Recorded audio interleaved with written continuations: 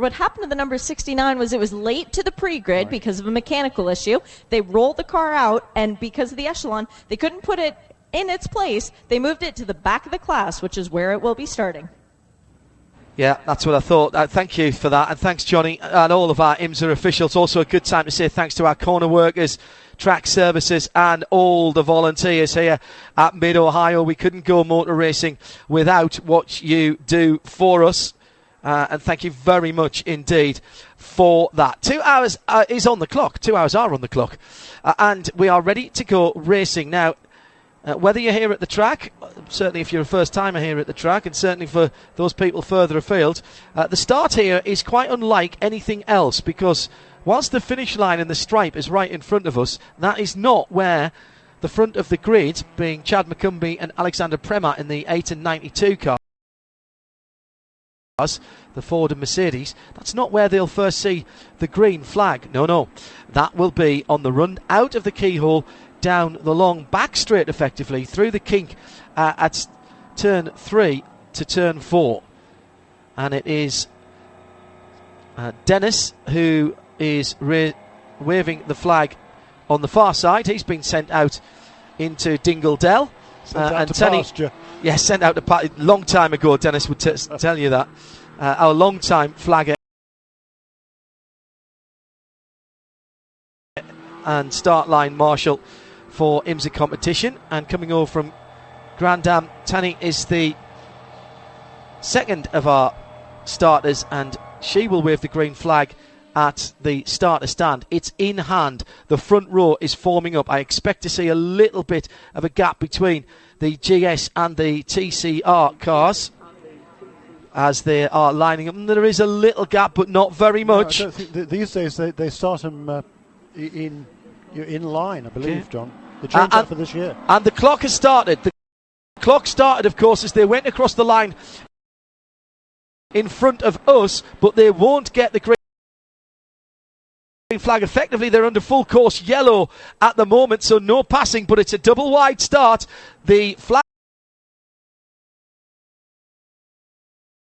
He's complex of corners, and the pole sitter just about holding on. Chad McCumbee and Alexander Premat dropping in behind in the dark red, almost maroon coloured. Then it's the McLaren of Paul Holton behind the two Mercedes-Benz under the Acura bridge for the first time. The TCR's got a relatively clean start as well. There is a break further down up into 6th position, so dropping a couple of positions. Russell Ward just got mugged a little bit on the start, but he's being sensible as the rest of the huge GS field goes through. 24 GT3 cars making the start, and then the TCRs and the STs behind them as they come across the line.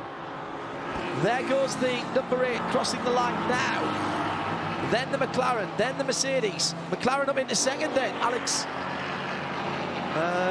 Right, okay, that hasn't updated on my timing screen yet. The McLaren moved up into second place. Yes, Paul Holton, and that's not showing on my timing screen. They're all showing a stopped on the circuit at the moment, which clearly isn't the case. My ears and eyes can tell me that. There's a drop of rain or two on the camera at the second corner at the keyhole, but a good start, Jeremy Shaw, for everyone across the line, and clean. That's what we wanted. Yeah. Means we get a good start to the race. Absolutely right. It was a beautifully clean start and a great effort there by Paul Holton to move himself ahead of Alex Premat.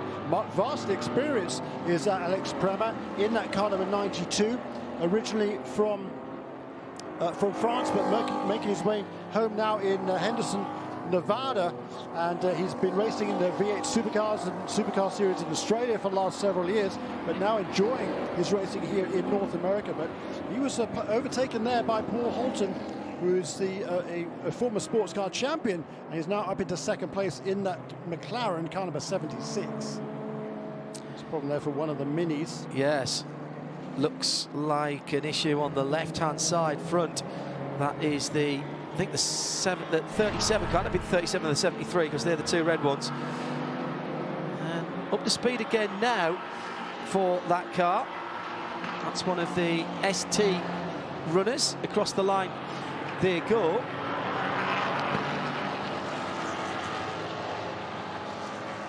Just checking the lap time of that Mini and seeing what were the potential issue was for that car. It was Nate Norenberg who started in second position. No, he was in the 73, so it was the 37, wasn't it? Yes, it was Nate Norenberg. I thought it was. So he started in second. He'll be dropping down to the back of the field. McCumbee, Holton, Premat, Chase Briscoe. Russell Ward did lose a position, but only to fifth. Owen Trinkler in sixth now, then James Clay. So that's Ford, McLaren, Mercedes, Ford, Mercedes, Mercedes. And the numbers are 8, 76, 92, 15, 33, 46 and 82. Those are your top 7. Still waiting for that 37 Mini to come through. So that is a problem. Shea Adam and I both looking across to the end of the lap, and that Mini has not made it back around. So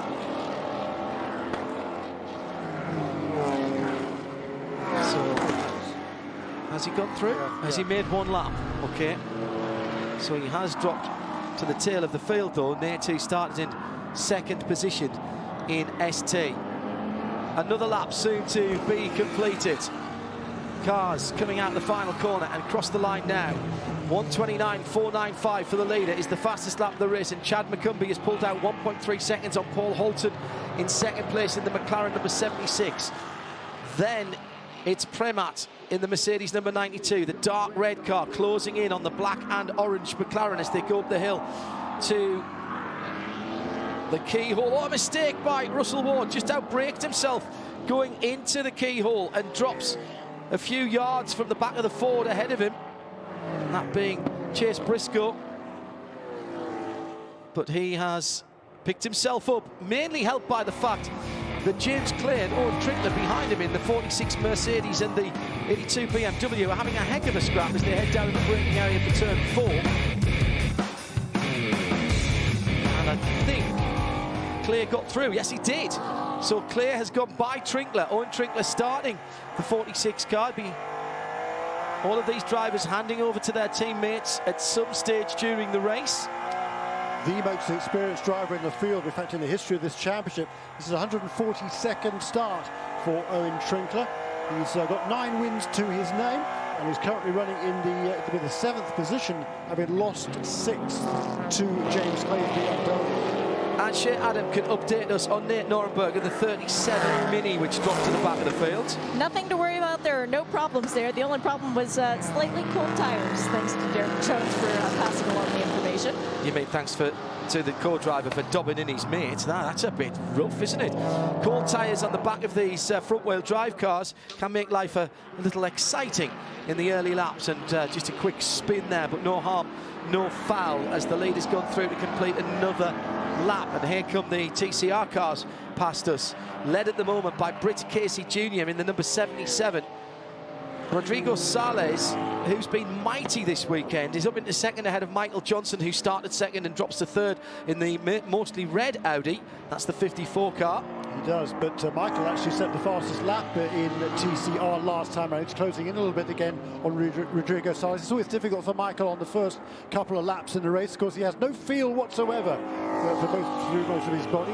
Paralysed from the chest downwards. Just an incredible inspirational story is Michael Johnson, and he's running there in the 3rd position in car number 54, right behind number 74, Rodrigo Sales. Great battle for second position. Chad McCumbee is pulling away from Paul Holton. He's got Alex Premat and Chad Briscoe. McLaren versus Ford versus Mercedes, actually versus Mercedes versus Ford. So a mid-engine car and 2 front-engine monsters sitting in behind him. Some of the best of British engineering into the carousel. Premat's left the door open. There's almost a touch as the 15 car closes right in. Chase Briscoe, who is getting some practice in for the Xfinity race here later in the year as part of his stock car racing schedule with Ford. As they head up the hill, nothing between the 3 of them. And the leader, Chad McCumbee, is getting the benefit of this battle because he's pulled away to 1.6 seconds. Fastest lap last time around by James Clay in the BMW number 82. Yeah, and the previous fastest lap of the race on the previous lap was by Russell Ward in car number 33. That's a remarkable effort. Russell Ward doesn't have a lot of experience at all in anything, let alone this championship. He did do most of last season, or did all of last season, for the but driving a very different car now in the Mercedes for this season. And he's doing a fantastic job there in the 5th position ahead of James Clare. James Clare in the new for this year BMW M4 GT4. The Bimmer World Racing team staying true to their Bavarian roots. I think that means that we have 3 different BMW race cars here this weekend, because we've got the M8, don't we, the GTE, Right. The M6. the M6, the GT3, and the M4 as the GT4. And I wonder if shortly we will have an M1 TCR car. News from the officials. Car 38 is going to take a penalty. Jump start. Jump start then. That will be a drive-through for the BGB Motorsports, Dylan Murray and James Cox Porsche Cayman. So that's going to put them out of kilter, sitting in 20th position for James at the moment. Spin for the 26. Oh, dear me. Just been talking about these guys doing so well. And out of turn 1, halfway up the hill, the 26 car facing right across the track at right angles with a lot of Continental tyre rubber left on the road. Now he was under pressure. Oh, just went too wide coming out of turn 1, under pressure from the 69. And that was nearly a very much bigger accident. And it was Bryce Ward, wasn't it, taking evasive action there? it was Ray Mason, yeah, who was going around. And Bryce Ward did a pretty good job following through there. He was a couple of cars back. Jesse Lazare was the 69 McLaren who was right on his tail, but there was no question of any shenanigans there. Lazare not close enough to have affected that car, but it looks as though it's pointing in the right direction and moving again. 76 across the line. Paul Holton now 1.8 seconds in arrears of Chad McCumbee, who disappears through turn 1 and up the hill. And the only thing I think that's helping Paul Holton at the moment is that Chase Briscoe and Alex Prema are having a cracking scrap for 3rd position. Oh, 75's gone off at 9. Driver's right. Now, was that a little touch? That's Roy Block in the Audi TCR car. May just have been the back end getting a little bit loose. Oh, he tried to go up the inside of the Audi. And that would have been the Siegel Audi, wouldn't it? The 39 car. Yes, it was. So just what I said, Mark Siegel for Carbahn Motorsports at the back of the GS field, and the faster cars and TCR were halfway up in terms of their lap times, the GS field. I think we either have to have a bigger space or we have to start the cars in the order that they're qualified.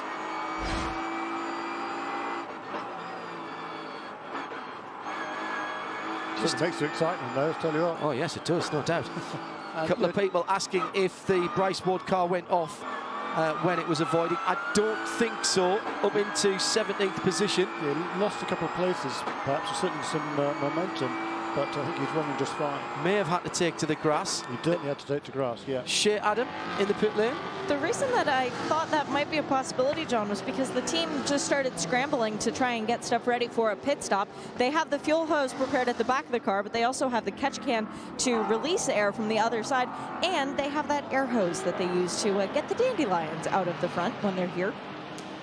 Continental liked on the dandelions. They make tyres from them. You think I'm joking? Go to continentaltyres.com. Number 38 car serving its penalty. That was for the jump start. So James Cox from Florida will drop down. Get it out the way early, that's what I always say. Nearly 2 seconds, McCumbee at the head of the field, and Paul Holton has a line of cars now that stretches back to Stephen McAleer in 8th position. Yeah, they're definitely all concertinaing, aren't they? That little pack of cars. McAleer just getting on the back of Russell Ward, who has Owen Trickler ahead of him.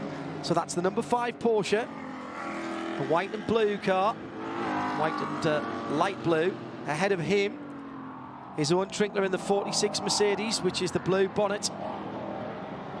Then the dark grey with the fluorescent stripe on the side ahead of Owen. Sorry, that's Russell Ward. Owen is the dark grey. And Clay's got past Prema. Clay's got past Prema. And also... Chase Briscoe's gone by as well. So Alex Premat's dropped 2 positions now. And immediately on the attack up the inside, oh dear! Chase Briscoe puts the fender on second place Paul Holton, and that will be a penalty for the stock car man. 2 wheels on the grass, nowhere near. He wanted to get that done quickly, I understand why, but he was nowhere near making that pass. And that wasn't rubbing.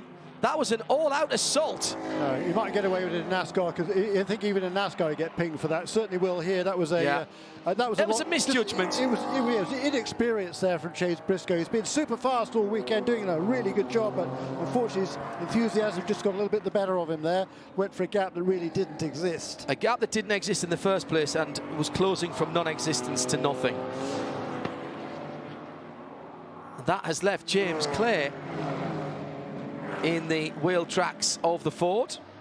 There's a great battle going on in ST, by the way. Nick Galanter's pulling away, but Ted Giovannis, number 4 GS Mercedes, is struggling to hold off the rest of the TCR field, ST field, which is absolutely all together.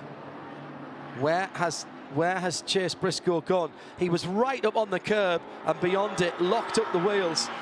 And did he get going again? Has he got a problem? Got a good run, and it was stout defence by the 76 as Paul Holton gave him a bit of room on the inside, but Chase, I think the curtains moment was when Chase put the 2 wheels on the grass. The 76 car is in the pit lane, and Shea Adam is there. A split right down the middle of the Compass logo in the nose of this car is not the only damage that they're worried about, though. The mechanics making sure that the suspension front and rear is good, and the right-hand side of the car showing definite scuff marks. This car has been in a brawl. It's absolutely a mugging, John. You hit the nail on the head with that one. But Paul Holton staying behind the wheel. The crew is assessing the damage, deciding what needs to be done. Paul fires back up the car. The incident is under review, and they are taking the air jacks off without doing any further work. So they are either going to let him go or go back to the garage.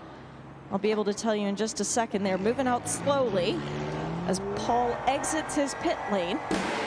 And he goes back out to the fast lane. Nope, he's indicating he's behind the wall. So that is effectively any shot of them getting a win today. That is over.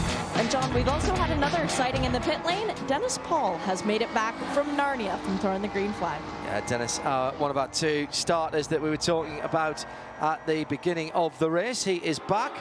So bad news for Compass. They are in behind the wall.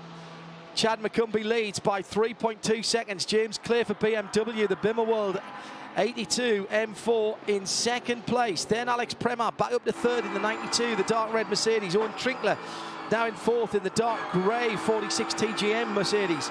5th place for Russell Ward in the 33 Winward Motorsport with HTP. 6th place for the first of the Porsches, Stephen McAleer, in the number 5 Body Motion racing car that he shares with Joe Robillard. In TCR, Britt Casey Jr. is leading, and he's right up the tailpipes of the 09 Aston, the 2 automatic Astons, automatic racing Aston, sitting in 18th and 19th position, and the TCR leader is right with them. And this will be slightly frustrating for the Compass Racing 77 driver Britt Casey Jr. because he's all over the Astons in the corner and can't get anywhere near them down the straights. But he has got the Mason BMW, the 26 car, Ray Mason, in the classic BMW, the dark red BMW, which spun earlier on. He has got him running interference for him with Salas and Johnson there. Drive-through for the 15. No surprise at all on the face of this commentator for that. And Shea Adam has, I'm afraid, the other side of the story, and it's not good news from the 76 McLaren pit. day is done for them. They have started to put the fresh Continental tires away and pack up their helmets. They are mad, John, and you can understand why. Yes, I can. Absolutely. Yeah, from a guy who's not even doing the full championship there to take out one of the rivals who is going for a championship is not what is expected of these drivers. So Chase Briscoe there will be quite rightly chided by that opposition team. And might have to have a little word with the race director afterwards as well. Let's not forget, this is a man who is very highly thought of by Ford, and you know, he's had good pace. Let's not, you know, and is it a momentary lapse of concentration? You know, possibly. No, it's exuberance is what it is. Youthful I think, exuberance. Yeah. And, but you've got to think that this is a 2-hour race. No, and NASCAR racing is no different when you're on a road course. You've still got to be patient. You've got to choose your time to make your passes. But he clearly didn't there, and he went for a pass that was never going to be on. He may have learned a very, very important lesson for when the Xfinity Series comes here later on in the year. The race leader, by the way, on that last lap was really held up coming through the final couple of corners by one of the slower cars, and lost 2 seconds of his lead over James Clay, who's now up into second place, and is using that momentum to stay within a second and a half of the race leader, that BMW number 82. He started in 7th, now up to second. And that's the best part of a couple of seconds that has gone in the last couple of laps. It was 3.4, now down to 1.4. That battle for the lead. The other guys that are making a good charge is Jesse Lazare. We talked about him at the beginning, having to start from the back of the pack in car number 69. Good That's point. the Motorsports in Action McLaren. So it's bad news for one McLaren. The Compass Racing car is out of the race, but number 69, having started last, is now up into 11th position. And Jesse, the former Porsche GT3 Cup champion, tried to make a move, or trying to make an impression now on Jack Rouse Jr., who's just ahead of him. In fact, there's a whole string of cars there. Issue for James Cox, 38 Porsche. Had a drive through earlier on for the jump start, and it's not driving at all well at the moment. The car, I think, has no drive at all. And they had a transmission problem yesterday. Yes, they changed well the transmission overnight on that car. A big vibration yesterday. Don't think he's even going to make it to the pit lane. He's so close to the pit lane entry. Get it in gear and hit the starter. Get it out of the way. He's right on the outside of the carousel, and if that car can't move, cycle everything through. Race control will be watching. And if that car can't move, it will have to be a yellow flag. Now we are only full course yellow. Pits are closed. And we are only, we've got an hour and 38 to go. So we're only 22 minutes into the race, Jeremy, and that's not enough to do a driver change, is it? No, it isn't. The minimum drive time is 45 minutes in this race in order to be eligible for points, championship points. So it's way too early to be thinking about a pit stop for these contenders. Just go down to Shane a moment. Just watching Russell Ward up into 6th after having put the fastest lap in. Tested here 3 weeks ago. Got extra seat time in the Blancpain Asia Series at Sepang. He won one race there and finished 3rd in the other. Now the number 38 car's made it into. Of course it has. It's Sod's law, isn't it? It is indeed the law of Sod. Shea Adam. Talking about strategy and saying it's way too early for a pit stop, well, there are a couple of teams up and down the pit lane who are going to gamble. I was speaking with Al Carter a bit earlier on when the race was getting started, and he said, you know what, it's Kentucky Derby Day. Why not bet on the underdogs? They might come in, do a short fill. They might take 2 tires. They might take no tires, but they are looking to try and take advantage of track position gained from the pit lane as opposed to out on track. They're realistic. They realize that passing about 20 cars probably isn't going to happen, but they know they can do it if their pit stops are a little bit faster. That's actually sound thinking. Yeah, it is for the guys at the back of the pack. Yeah. Come in now, take on fuel. So when you come in to make your driver change, you don't need to take on a full tank of fuel. You're still going to make the driver change then, because you can't do that now because you haven't completed enough time during the race. But certainly a good gamble worth taking by some of the contenders further down the order. And of course, for the restart, there will be that class split again, I believe. So even though by making the pit stop, the GS cars will fall behind some of the other class cars in TCR and or ST. They will be able to move back past them for the restart and take the restart at the back of the field in GS. So they really won't be losing anything at all by making a pit stop. Under our first full course yellow, and the safety car is on the circuit. Chad McCumbie's lead was coming down anyway because he'd been mired in a bit of traffic, but it'll now disappear. This is good news for some of the GS cars who've been passed by the TCR hordes. They will get to go back around if we do a reset on the field. No pass around, just come through from race control. There will be no pass around. No. So it looks to me as though we're going to go back to green fairly quickly. Yeah, and the reason for that is because there's no cars that are positioned between the safety car and the individual class leaders. So everybody in each of the classes is still on the same lap with each other. So no need for a pass around. Well, we're inside the first 30 minutes. Could we have had a quicker yellow? I think we possibly could. The pits have been opened though for the GS classes. Let's see who comes into the pit lane. There's one or two drivers that are opening visors and beginning to slacken off seat belts. Shea Adam, does it look like we're going to have any takers at the GS time of asking? Oh yeah, we're going to have some GS pit stops. The Murillo Racing guys are up on the wall for both the 56 and the 65, but it will not be a driver change for either of those cars yet. We have movement down at Compass for when TC cars come in, TCR cars, excuse me. The Audi R8 will be coming in as well, and the pit boards are just starting to lower. The Bimmer World BMW, the number 82, driven by James Clay, will be coming in the pit lane, and now the 38 begins to roll. The BGB Motorsport Porsche that had made it back into the pit lane, it goes back into the fast lane. Not sure if it's going behind the wall, but we have pit stops.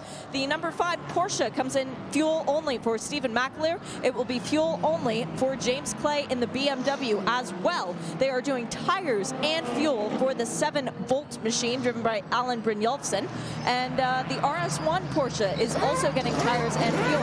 Down toward the other end of the pit lane, the Mustangs from Core are doing fuel only on the 60, fuel and tires on the 59. The 92 Mercedes, driven by Alexander Prema, fuel and tires as well for the number, what number is that? 15. It looks like they are going to be doing fuel. I'll have to see if they put the car up on the air jacks.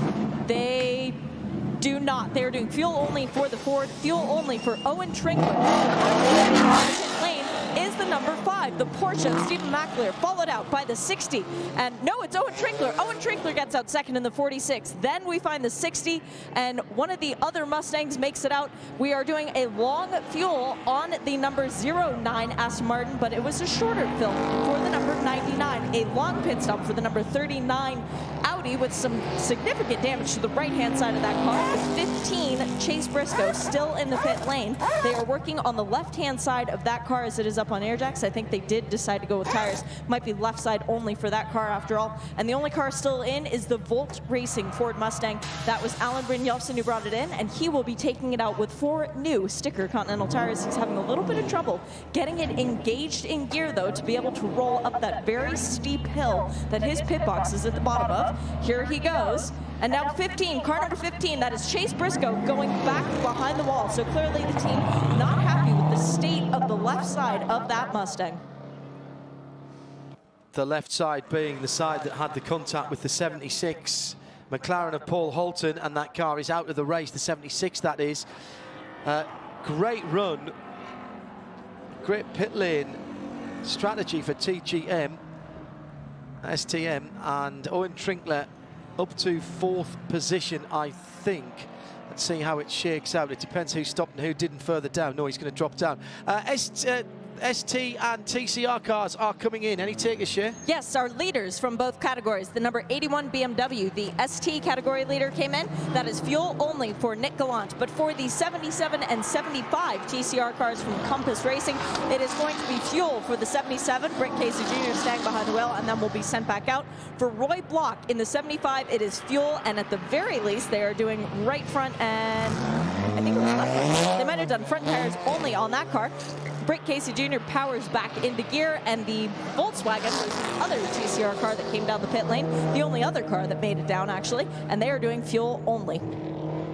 Yep. Take a breath, Jay. Front tires only for the Audi. Okay, front tires only for which Audi? 75, that's Roy Block. And the big loser there was Ramsey Racing Mercedes that did change drivers. So Mark Ramsey has taken over the wheel. He will now do kind of the middle stint of the race, and then it'll be up to Alex Premat to finish that car, to take the finishing duties later on in the race. And how long does a driver have to do? 45 minutes. So, so that's just less than a stint. Yes. Just on a stint, yes, really. just less than a stint, that's correct. So what they are gambling on here is that he's in that car now, and somewhere about the time, or just after the time that he needs to change, there'll be a yellow flag, and then you put Premat in, having slapped him around with a piece of raw meat and told bad stories about his family. You put him in to tear through the field at the end with a new set of Contis on. That's the general idea, isn't it? That would be about the plan. Yes, I think so. So of the leaders then, well, most of the top contenders, Chad McCumbee, the race leader, the only guy to stay out. And that's put Russell Ward into second place, and Russell has shown some good pace in that 33 Winward HTP Mercedes. He really has. Number 69 McLaren is now up into third position as well. Yes, and so, you know, that's all right, because they started right at the back. We're going to split the class now and allow the TCRs and the STs to drop to the back of the field. And so all the GS cars will start together again. The Minis, who are at the Minis stayed out, of course. So Nate Nordenberg, who was dead last, is now leading ST. And the Minis didn't get the memo. They were side by side, the 73 and the 37 going up to the keyhole, making it slightly difficult for some of our GS contenders to go by.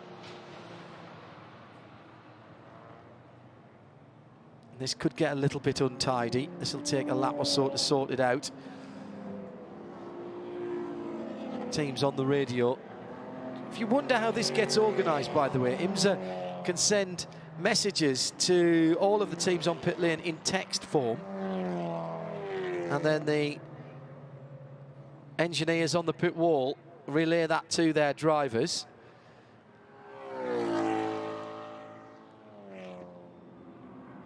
Still just a half an hour completed, so plenty of racing still to come. Live from trackside, IMSA Radio, IMSA TV together. Good afternoon. Just coming up to 10 minutes before 3 o'clock this Saturday, the first of two packed race days. And our feature race today is the Continental Tire Sports Car Challenge Round 3 of 2018 for the Mid-Ohio 120 here at the Sports Car course at Lexington, Ohio. Great to be back here. Love the countryside around here. Now the safety car lights on the Honda NSX are extinguished, so Chad McCumbee will take control of the field, and the Minis are still in the middle of the GS category, as is the Porsche, I think. Yes, the 21 Porsche in there as well, so the class split was partially done. Not sure that's worked out exactly how everybody expected it to, but Nate Nordenberg is leading ST. They must be a lap off the lead. Yes, they are. They're the first cars a lap off the lead lap, and now it's going to get very messy indeed to the keyhole on the restart. At one stage we had 3 cars across the track, side by side, and again the classic BMW getting onto the grass, and I'm not sure it came back on again. That car was in the wars earlier on with a spin. How far did it drop back down? Yeah, quite a few positions. I think he was able to keep going again. Alan Brynjolfsson is going to get a drive-through penalty. He's already down in 19th position in the Volt Mustang. Spinning the wheels whilst up on the jacks. It's a no-no. Yeah, and he was the guy who pulled out of his pit stall, went a few yards, and then lost the fire and had to fire it up again and lit up the wheels trying to get going again. So a bit of frustration there for Alan Brynjolfsson.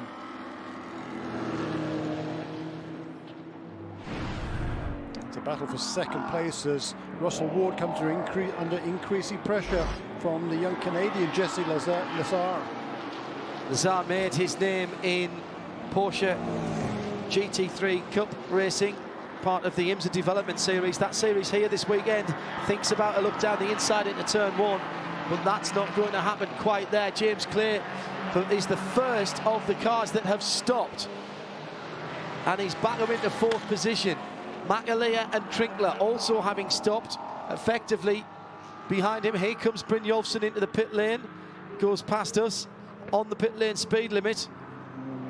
Looks like a Monday morning traffic jam going up to the keyhole. Very colourful one, in fairness. 28 right in the mix at the moment, the Porsche of Dylan McAvan. And he heads down towards turn number 4 with cars of every colour and manufacturer ahead of him, it would seem. Pretty decent bunch behind him as well. Oh, and there's a slight mistake. The 65 trying to get round the outside of some of the slower cars. They stopped, of course, so they were mixed in with what was going on. Yeah, it was Brent Mosey there in car number 65. Yeah. He was up inside the top 10, took the restart in 5th position. Lost a couple of places on the restart, but still did a fine job there. Clipped, I think, Mike Lamara in the Mini was the car that he just had a little clip in going round driver's left, the long way around effectively into turn number 4. Lamara is second in ST at the moment and trying to stay out of trouble. Nate Norenberg through the carousel has got cars either side of him for a moment, comes out on the start-finish straight, and the Core Racing Mustang, number 59 of Jack Roush Jr., goes by him. He's already a lap down, so there's no point in Nate fighting, and he hasn't got the tills to do that with the GS cars, the GT4 cars, of course. But what he's trying to do at the moment is stay out of trouble and stay leading the ST category, and he's managed to do that for that bunch of cars, but he's got another gaggle coming up behind him. Meantime, in TCR, Rodrigo Sales, who did not stop, is leading in the 74 Compass Audi. Yeah, and he's got the Aston Martin, GS class Aston Martin, in between himself, Rodrigo Sales, and Michael Johnson, now in 2nd place, or remains in 2nd place in car number 54 for JDC Motorsport. Michael Johnson back up into 2nd, and he has not stopped. Then the 11 behind, then Brooke Casey Jr. putting a lot of pressure on at the moment as they come to put a lap on Mike Lamara in the 2nd place ST Mini. Danger time for all concerned. Mike Lamara just holding his line through 9, exactly the right thing to do. He's got Astons and TCRs and all kinds of cars trying to get round him as he comes to the end of the lap. Back end of the Mini popping and lifting wheels. Crosses the line now, that battle.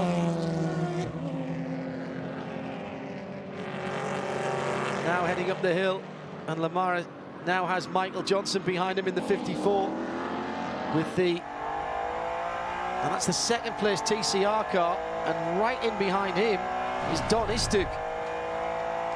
And they're having a scrap for 2nd and 3rd, and Britt Casey Jr. is not that far behind either. So 2nd, 3rd and 4th for TCR absolutely together and coming through traffic. At the head of the field, Chad McCumbee has once again made good his escape, Jeremy, and has pulled out to a 2nd and a half. And Russell Ward has managed to withstand the pressure of Jesse Lazare that we saw in the restart, and he's got a 2nd and a half over the McLaren in 3rd. He has indeed, so a very good restart for Russell Ward there. I'm surprised that Jesse wasn't able to make a move. I think it just takes the Russell or the Mercedes or both a little while longer to get the heat into the tyres. It was the same early on, if you remember. Russell dropped a place or two, but then was very strong indeed and set the fastest lap of the race. He did for 1 lap, yes. Yeah. Now there's been an issue for the number 4 Mercedes-Benz. That's the Team TGN of Ted Giovannis and Guy Cosmo. It's Ted in the car. He's got damage to the right-hand door, and he's been off the track as well, and bits of the car is falling off. And 38 car getting a penalty. Now this is an interesting one. This is the James Cox and Dylan Murray PGP Motorsports again. Fire extinguisher not properly manned at the pit stop, so that will be a drive-through. Improper pit procedure.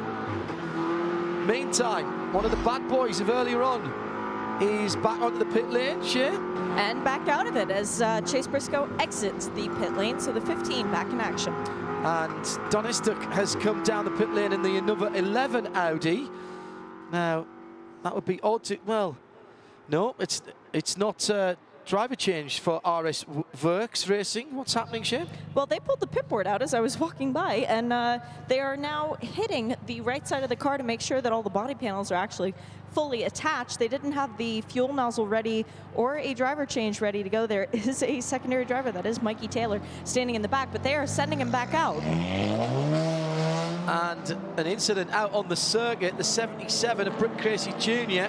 has been spun around. Oh, and that's the downside to making a pit stop early on. That was the leader in the TCR class. They came on the pit lane, rejoined then, kind of in traffic in the middle of the field, and has got spun around. I think it was the Istuk car that hit him actually, and that's probably why he's come in. It was a significant contact, enough to spin Britt around. Yeah, confirmed. Car 11 and 77 incident under review. So putting 2 and 2 together and actually making 4 for once. It's unusual for me, in fairness, I know before you say it. We are 4 minutes away from pit stops that could be undertaken to change drivers. 3 across the start-finish line as they go past us and into turn 1, down the inside. Gee, these TCR cars have got a lot of grip, Jeremy. Britt Casey Jr. having recovered from the spin right on the back of Kieran O'Rourke and the 75 Compass car, right blocked behind the wheel of that. And Britt is clearly very confident, goes up the inside of the 73 Mini, second place in ST. Check that, third place in ST for Mike Lamara now, because Jason Rabe has gone through in the Porsche, the 21 Porsche, now up to second in ST for the Body Motion Racing car. Max Faulkner to get in that car later on. I want to see more of these TCR cars. I really do. Bring them. Different body shapes. Don't mind. Let's have them all. The Alpha's allowed to be here. I want the Giulietta in, please. That'd be fantastic. We had one at the Balance of Performance test in December at Daytona, so it's signed off. It's on the IMSA list. There's a Hyundai and a Kia. Honda, the new Honda. That's ready to go as well. Please, somebody, please, please. All of those branches of those car companies in the US, you get a lot of coverage, and the cars are great. The racing is fantastic. And endurance racing is, I think, where these TCRs need to be. I quite like them in the sprint races, but they are a weapon in endurance races. They are so quick, so good to drive. McCumbee still at just 1.8 seconds from Russell Ward, 8 from 33, forward from Mercedes. And lapping very consistently around about 1 minute 30 seconds. Before the caution period, he was lapping in just below 1 minute 30, 29.3, 29.4, 29.8. After since the caution, he's only done one lap, just fractionally below 1 minute 30. That's probably primarily a result of the fact this Ford Mustang GT4 is a pretty heavy car. It weighs in at 1,515 kilograms compared, let's say, to the Porsche Cayman GT4 MR, which is 200 kilos lighter. Into the pit lane, drive through for the 11. Donistuk has taken that, in fact, already. Just saw him disappearing out of my sight line from the IMSA broadcast centre here. An hour and 17 minutes still to go. Shea Adam in 90 seconds, i.e. about another lap. We will have the pit lane window open for anyone who wants to make driver changes. Who is likely to do that, if anyone? Well, one car in particular really wants to get into the pit lane, and that is the number 4, the Team TGM car. Guy Cosmo, ready to go. He put his helmet on, and he was looking like somebody's been slapping him around with a large piece of steak, because he is willing to get out there and do as much recovery as he can. That car already down 1 lap. They have fuel and tires ready to go on the Mercedes. Yeah, and it's going to be awfully difficult to come back from a lap down. By the way, here comes the Compass Racing McLaren back onto pit lane, so they're many laps down, but hats off to that Compass Racing team for getting that car out of the garage area and perhaps back out into the race. Yeah, and the 15 rejoined as well, with Chase Briscoe behind. That was the car that was at fault for those cars having to go behind the pit wall. So well done to the Compass Racing guys, because we thought that they might be out of the race. 28 Porsche. Number 33 car is a lot closer to the race leader now. Yes, about 0.8 of a second last time around. Yeah. Now just on a second. Just noticing the 28 as it went by us. Dylan Matchevin in the Porsche has dropped a couple of positions down to 10th now. But he drives a long way back from the wheel, and down the straights he's sitting with his hands at the bottom of the steering wheel. Almost looks around some of the corners as if he's having to stretch to turn the wheel. Looks like he's a bit far away for my liking. And he's not a short lad either. He's got long arms, so I'm not sure if the seat's perhaps a little bit too far back from him. Right ahead of him he's got the Ford of Nick Stacey, and then Bryce Ward in the 57 Mercedes, who's got a little bit of grass in the lower grille. But Bryce is driving very well in 8th position. Been very impressed with how he's attacked, or should I say approached, because it hasn't always been attacked. He's just got there, found a pace that he likes, and then stuck with it. Yeah, done a great job. That's Dad, of course, to Russell Ward running in 2nd place. Russell closing in on Chad McCumbee. Chad McCumbie's just done a 29.9 last time around. Once again, he lost a little bit of ground to Russell Ward. But Bryce Dad in 8th place. That's a great effort. He's holding off now Nate Stacey, who's just found a way past the championship leader Dylan McIvern. That's number 60 Ford, ahead of number 28 Porsche Cayman. Yeah, Dylan lost a couple of positions a couple of laps ago. Bryce went through as well, so I don't know if Dylan made a mistake. But no, Bryce was ahead of him in any case. Oh, was he? Yeah. Okay, so it was just the one place he lost then. Okay, Yeah. I noticed him dropping down the timing screen. Bryce Ward not looking too much in his mirrors, driving his lines. There is a little bit of a dent in the right rear of the normally immaculate Winward Racing HTP Motorsport Mercedes into the keyhole. I like what Bryce is doing into the keyhole. He takes an early apex to the first part of the corner so nobody can get up the inside of him, and then lets the car breathe in the middle of the corner and pulls it back for the second apex, almost making 2 corners out of it. Makes him very difficult to pass, and the Mercedes is quick in a straight line. He's braking nice and in a straight line for the stopping areas, and it's making it difficult, nigh on impossible, for Nate Stacey in that number 60 Core Racing Mustang, which is the dark red with black, making it nigh on impossible for him to get by. Behind that, the Porsche. Behind that, the BMW. No, check that. Behind that, another Ford, then the BMW in 12th position. At the top, by the way, we've got Ford leading by 1.3 seconds. Russell Ward just putting a cracking 3rd sector to hold on the leader. So 8 Ford, 33 Mercedes, 69 McLaren start at the back of the GS field, 82 BMW, that's 4 different manufacturers, and 5 Porsche for Stephen McAleer. 5 different manufacturers in the top 5. Side by side through turn 1, and the position has gone for Bryce Ward. 8th position, Nick Stacey goes through. Nate Stacey goes through, excuse me, Nate. Good battle in TCR. Oh, Michael there's Johnson. problem at the keyhole, down the inside.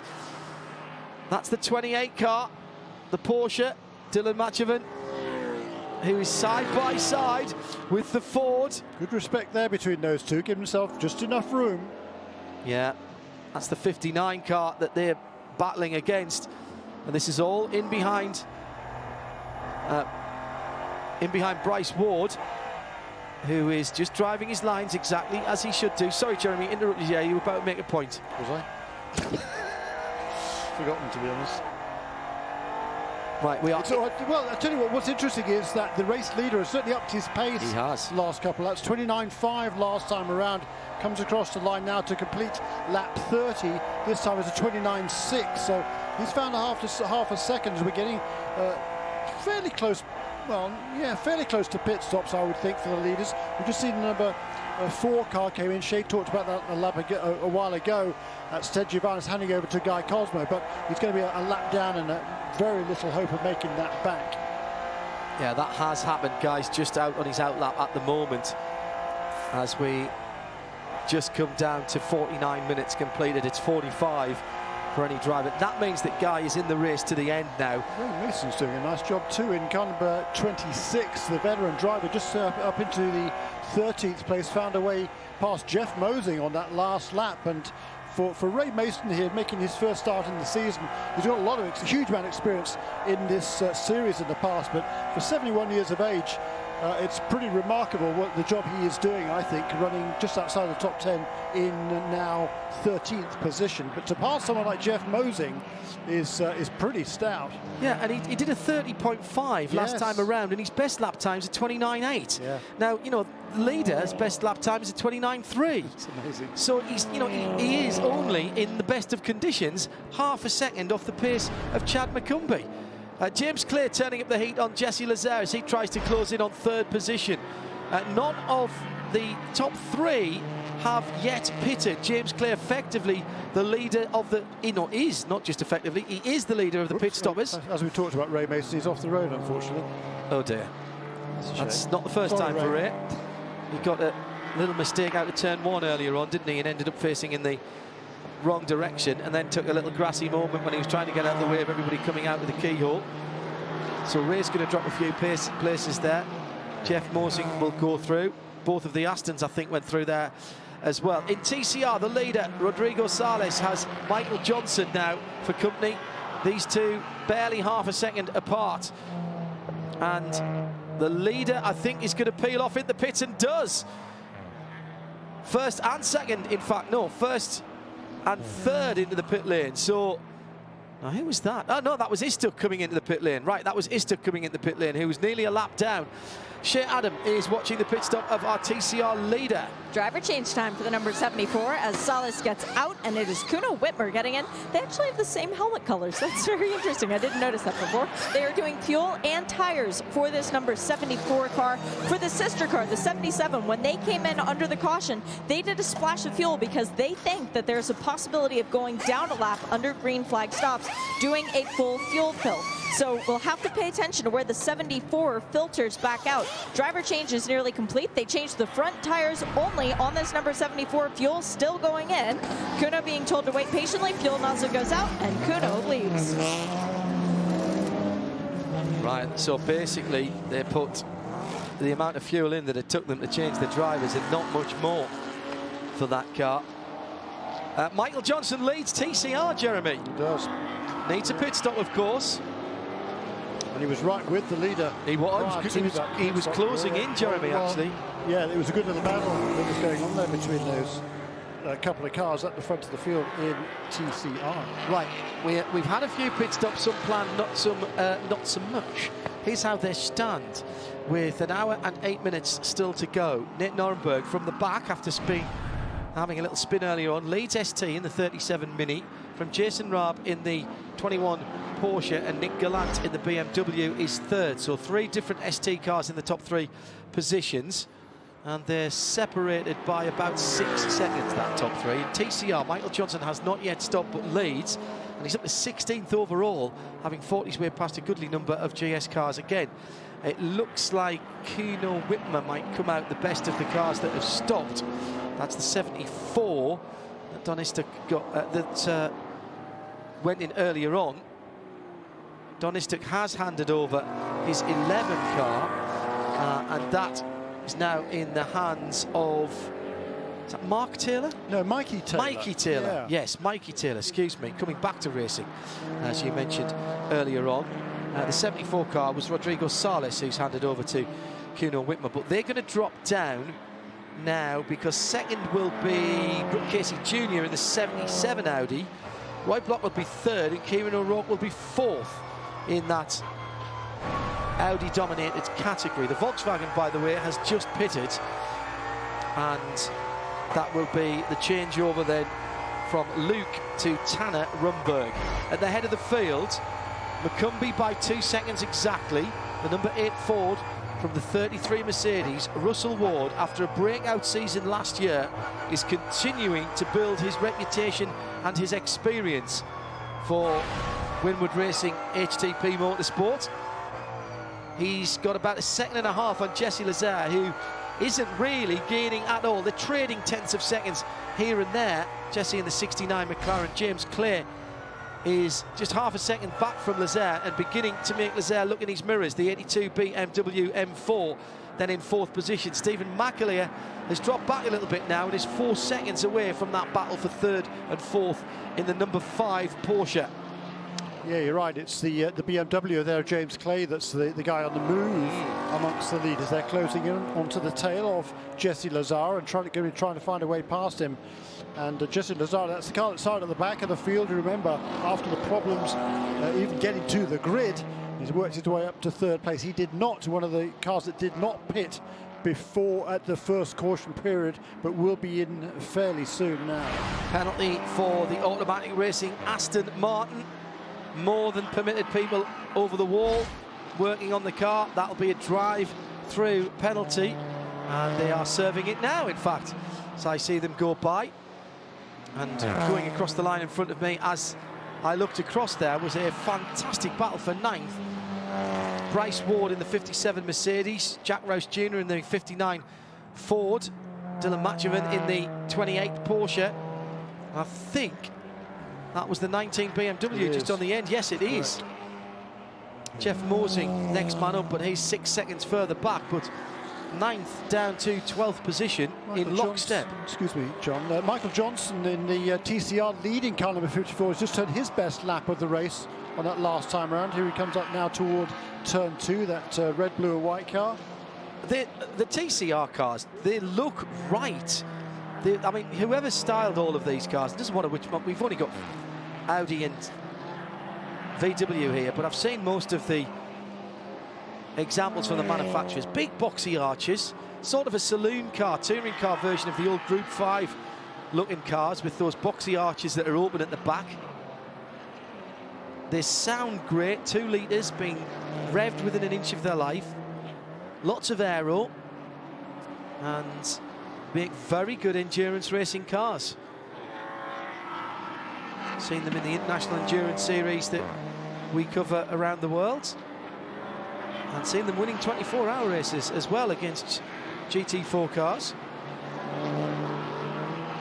Here in IMSA, they are toned down just a little bit from the maximum performance that you'd see them running in a touring car only situation, and that's because at certain circuits, and this would be one of them, VIR another, they will be at least as quick and in the right hands and in the right conditions, perhaps even quicker than the GT4 cars. Leader is in the pit lane. Michael makes the left-hand turn, leader in TCR, that is. And Shea Adam is waiting down at their pit.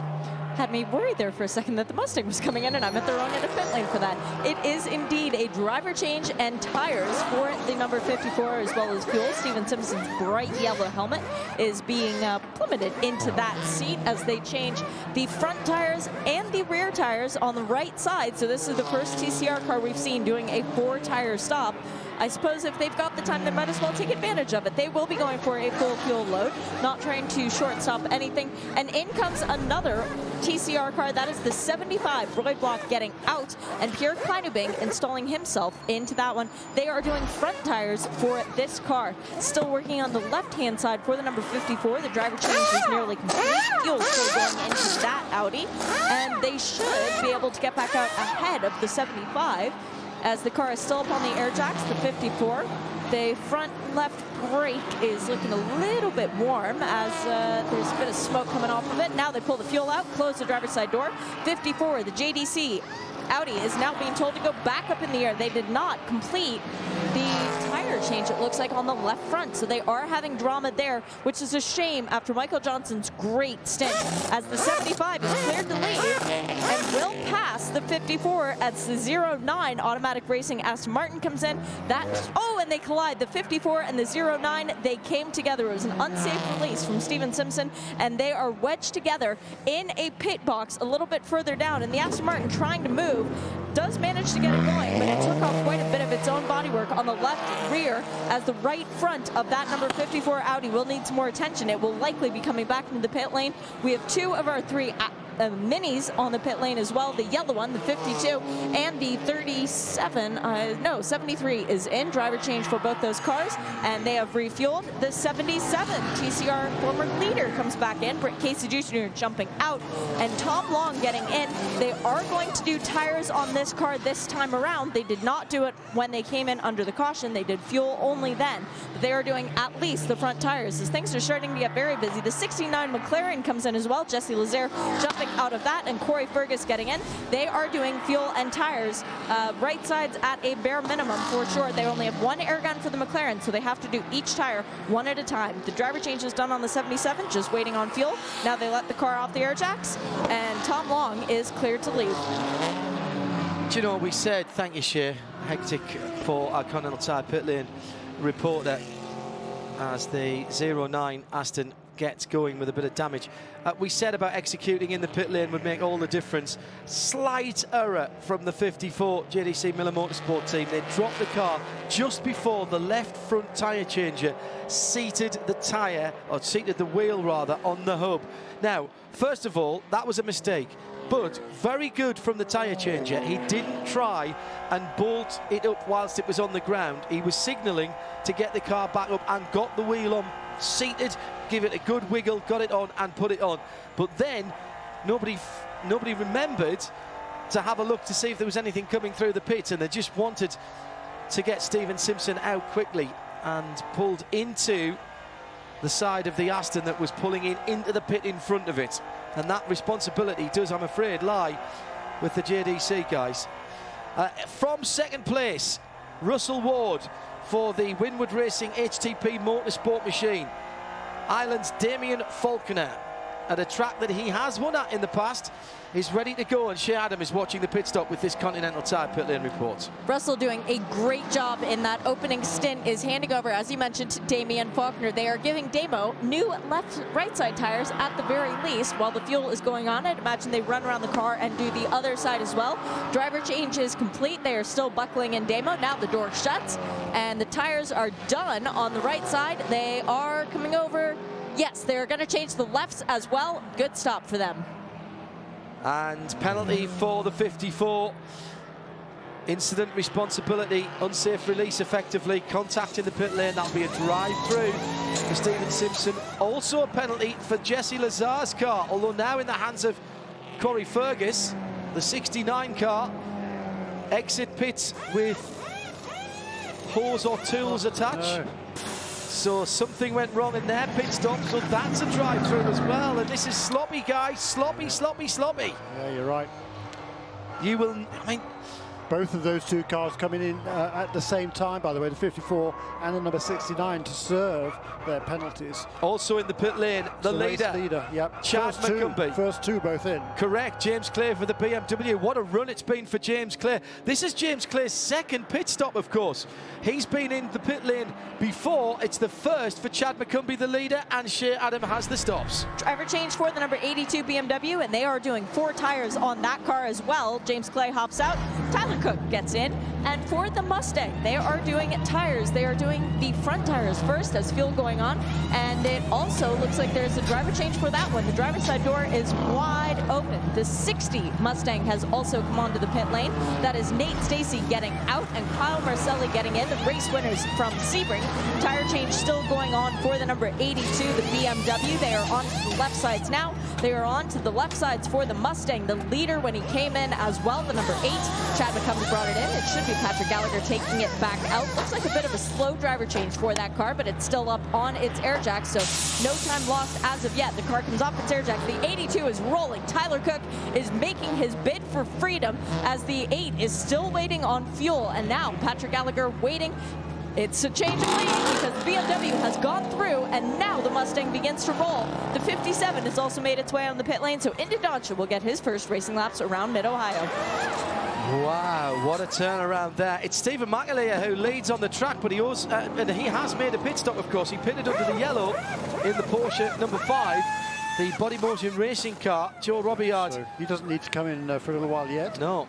And Stephen started that car, didn't he? So Joe's not been in that car yet. Clean the dandelions out of the grill of the 57 Winwood Racing HTP Motorsport car. That's been done. Bryce Ward is getting out. Indy Doncha would get in and take that car to the end. We are just over 55 minutes still to run.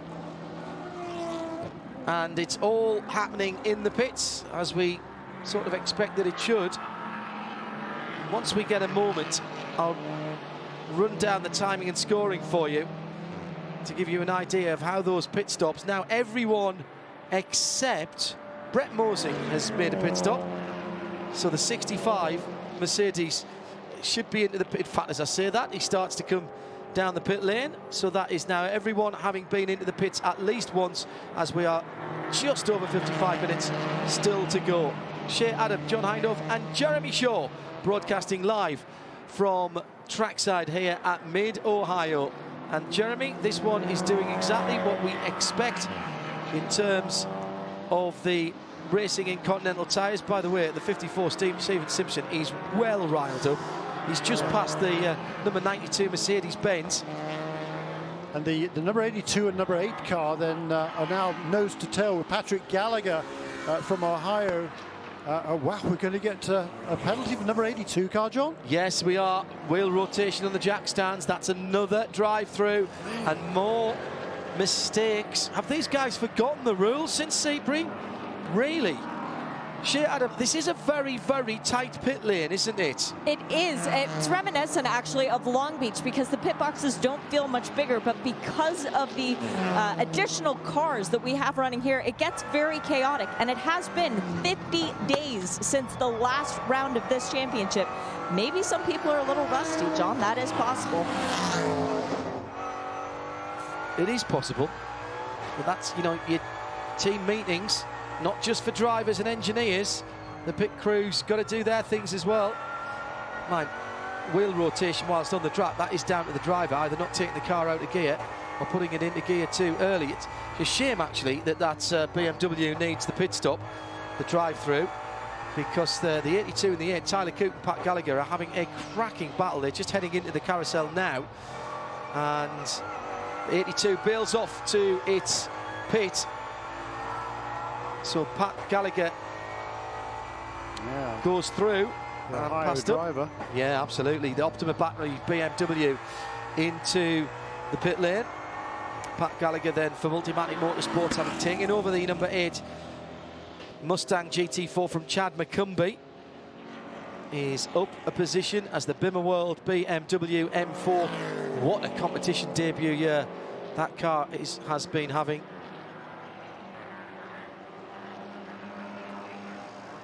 More penalties. Car 80, that's Brett Sandberg in 6th position. More permitted people over the wall again. That's going to be another drive-through. Let's go back to Shea Adam, who's watching more pit stops with his Continental Tire report. We had the 56 Mosing Motorcars Mercedes come into the pit lane. Jeff Mosing jumped out. Eric Foss got in. They gave him 4 tires and fuel. And we also have the 46 Team TGM car. That is Owen Trinkler and Hugh Plum sharing.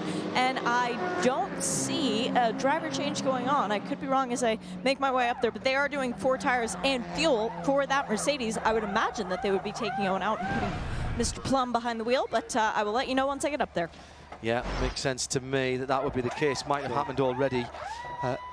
The door is open, I'm hearing, yes, and Owen Trinkler very quick out of that car. So coming the second, it came into the pits in second place.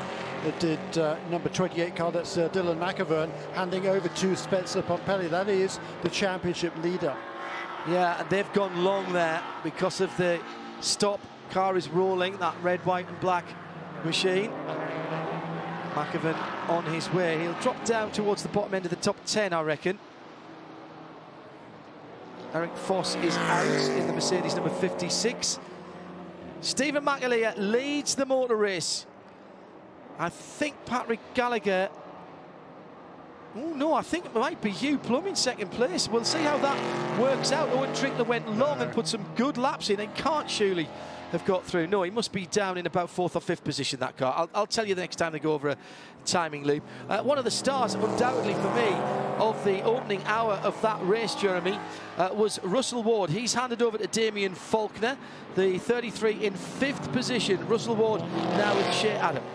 Russell, congratulations on the win that you got very recently in a Mercedes. You feeling like things are maybe shaking out to make it happen again today?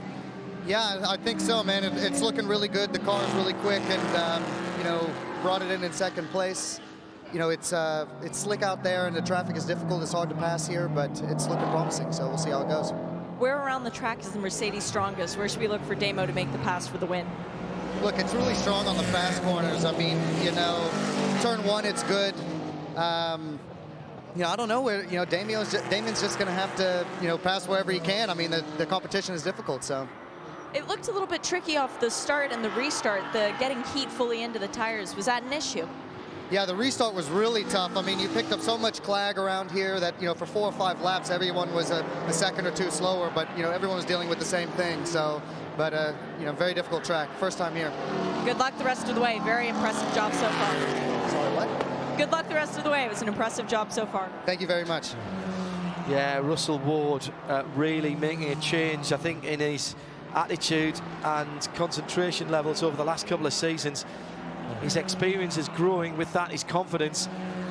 He doesn't seem to be overconfident. He's doing a cracking job. Body motion number 5 in the pit lane. Stephen McAleer comes in from the lead for his second pit stop. So does that leave Patrick Gallagher in the lead then? Yeah, pretty comfortably over number 46 car, then up into second place. And then 3rd and 4th, a good battle between number 33 car, that's Damian Faulkner, and right on his tail is Kyle Marcelli. Yeah, and that was good tactics by Team TGM to leave Owen Trinkler out. Owen had some really good laps while everyone else was in the pits, and there goes, got up through the standings. Excuse me, John, there goes McAleer down the pit lane, watching out front. There is our race leader now going across start-finish line. So McAleer is still going to be in a really good position here, probably in the 3rd place, maybe even 2nd. Through goes the number 8. Where is the 46? Still waiting for the 46 to come across the line. Oh, no, he's gone. He's already gone past. Hugh Plum's gone by, has he? Yes. Number 5. No, he hasn't. The 46 is right behind him, and as they come out the keyhole, they'll go side by side, and Joe Robillard will give up that position. But I was just watching there to see if I could see the grey car. Joe Robillard trying to get the heat in the tyres. He's on the wrong side of the track as he comes down to 4, and he won't be able to hold back the 46. But I tell you what, they turned that little Porsche around very quickly indeed, and he did come out in a strong second position. As I said, he was going to be either second or third. Yeah. 46 has gone through though, so Hugh Plum for TGM. And as I was saying, Jeremy, I think that was really smart for the TGM guys. Owen Trinkler had a little bit of clear track ahead of him, and for 2 or 3 or 4 laps, longer than most people pitted, he was left out there and clearly was still getting good feel from the Continental tyres, and they've jumped up to 2nd position after the round of pit stops. 47.5 minutes to go. Here's how it stands. It will be Pat Gallagher leading. From in 2nd, Hugh Plum, so 8 forward from 46 Mercedes. Then Joe Robillard, who is being closed in on by Damian Faulkner in the 33 Mercedes. And in fact, Kyle Marcelli's gone through ahead of Faulkner. So Faulkner having trouble getting heat into the tyres on the Mercedes as well, but watch that for that car to come good in 3 or 4 laps. So 8:46, 5:60.33, and then Tyler Cook makes up the top 6 in the 82 BMW. In TCR, Kuno Wittner leads, 14th position overall for the number 74 Compass Racing car. 77 is Tom Long now in second, with Pierre Kleineming in third in the 75. Those are all Audis. The Volkswagen is in 4th position in class. In ST, it's back to the minis, 37, and Devon Jones leading that from Mark Pombo in the 73. No, it's Matt in the 73, isn't it? It's Matt. It is Matt, yes. As soon as I said it, I knew I was wrong. And then the other Jones in the BMW. And I've got the Joneses round the wrong way as well, haven't I? It's Derek in the 37 and Devon in the BMW. Devon in the BMW. Go to Devon in the BMW. Remember that, kind of. And it's Derek in the minis. Not Derek in the Dominoes. Quickest lap of the race for the number 28 car, for that car. Spencer Pumpelly now in that car to the end. 45 minutes to go here, Jeremy. And I'm not sure that everyone who stopped early on in that pit stop cycle can go all the way to the end. 55 minutes some of those guys were stopping on. 55 minutes to go. And they'd all had a splash beforehand, hadn't they? Yep. So if we go green, and we did have a bit of yellow at the start of the race as well, of course, let's not forget, after 22 guys that minutes. came in later will be able to stay out. We're on lap 46 now, and the people who stopped latest, Hugh Plum, lap 43, 3 laps ago, I reckon he's probably all right to the end. I'm not sure about the people who were 3 laps shorter than him. He came in after 41 laps. Yeah. The number 28 car came in a lap later. That certainly, I think, should be able to certainly will have a better opportunity to get to the end, because the Porsche Cayman certainly were able to go a little bit longer than everybody else. Yeah, Damian Faulkner of the leaders was the one that was in first on, as it says on my screen, lap 39, but that might be 40 if it depends on where it was coming from. Actually, it's 38, after 38. Oh, after 38, okay, right. So he crossed the line in the pit lane. Correct. Yeah, understood. Into the pits for the number 92 Mercedes-Benz. Mercedes AMG, I should say. Ramsey Racing, Mark Ramsey getting out. And here is Alex Premat getting reinstalled into that car. This is the dark red car. It's a good lap. Excuse me, I'm so sorry. Go on. Really good lap there by Patrick Gallagher, the race leader. It was his best lap, that car's best lap of the race, 129.0 for our racing. The fastest lap of the race has been set by Guy Cosmo fairly recently in number 4 car, but he's a lap down and not really in contention, down 27th place, but a really good lap by Patrick Gallagher. Shea, they're looking at the back of that car in the pit lane, that car being the 92, Alex Premat now installed. What's the problem? Well, it's not quite hand-tied behind Alex Premat's back going into this fight, but maybe with a couple broken fingers, because the left rear of the car had part of the, not quite diffuser, but the bumper area hanging down. A mechanic went and tried 1, 2, 3 pulls to get it off. It would not budge, so hopefully it's going to stay on there for long enough, but it will certainly affect the way that the air comes off the back of that Mercedes. And you will want all the downforce you can possibly have here. No doubt at all that. Damian Faulkner and Carl Marcelli back at it again as Faulkner's got heat into the Continental tyres. This is for 3rd and 4th position. It's the number 60 Ford Mustang GT4. The red Mustang with the black bonnet. And traffic playing its part here as Damo carves his way through. Damo is superb in traffic. He has that perfect blend of patience and aggression, and is decisive when he needs to be, like when he's diving down the inside of a couple of cars into the first corner. The 81 BMW, the Bimmer World BMW, is one of the leading ST cars, and he's got Tyler Cook now right behind him. So yes. 2nd, 3rd and 4th now are within a couple of seconds of each other, and that's all just working through traffic. The Mustang unable to make its bid for freedom as it goes past the Volt car that has got Hindman at the wheel now, and Brynjolfsson having done his job. That car is a lap off the lead and lets its stablemate go through.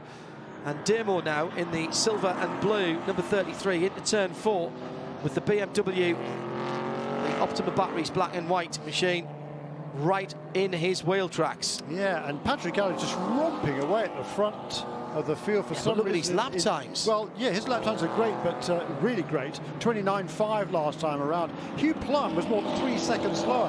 He must have had some traffic, I guess. Yes. But and he's got Carl Marcelli closing in on him. That's the car that won last time out, let's not forget. Number 60, Roush Performance Core Motorsport entry. The car started in 12th place in this race, but Nate Stacey moved his way up a few positions. Great pit stop, and now Kyle Marcelli is charging along. He's only a couple of seconds behind Hugh Plum. That gap has come down from 6.5 seconds just 3 laps ago. Battle further down the field. Tim Probert has traffic behind him. Actually, that's the Tom Long BMW Audi, isn't it? That's right in there. It's the battle for 16th and 17th. Meantime, our leader, Patrick Gallagher, clear track ahead of him as he heads down towards the braking area at turn 4. Big crowd on the banking, drivers right for this Saturday feature race, the IMSA Continental Tire Sports Car Challenge for the Mid-Ohio 120, round 3 of the 2018 season for the Continental Tire Sports Car Challenge competitors. Let's now start to talk about the end of the race in 40 minutes' time. Shea Adam, starting at the front of the field, the number 8 Ford. Are they going to be okay to the end on fuel? They said they should be good on fuel. Should, but Chad McCumbie's still wearing a bit of a poker face. Okay, that seems reasonable. Well, if they can reach the end, then pretty much everybody else yes, I think should so. be able to. I think they came in on lap 39. Didn't make a note of when that was, but it must have been just around about a little bit less than an hour to go, I think.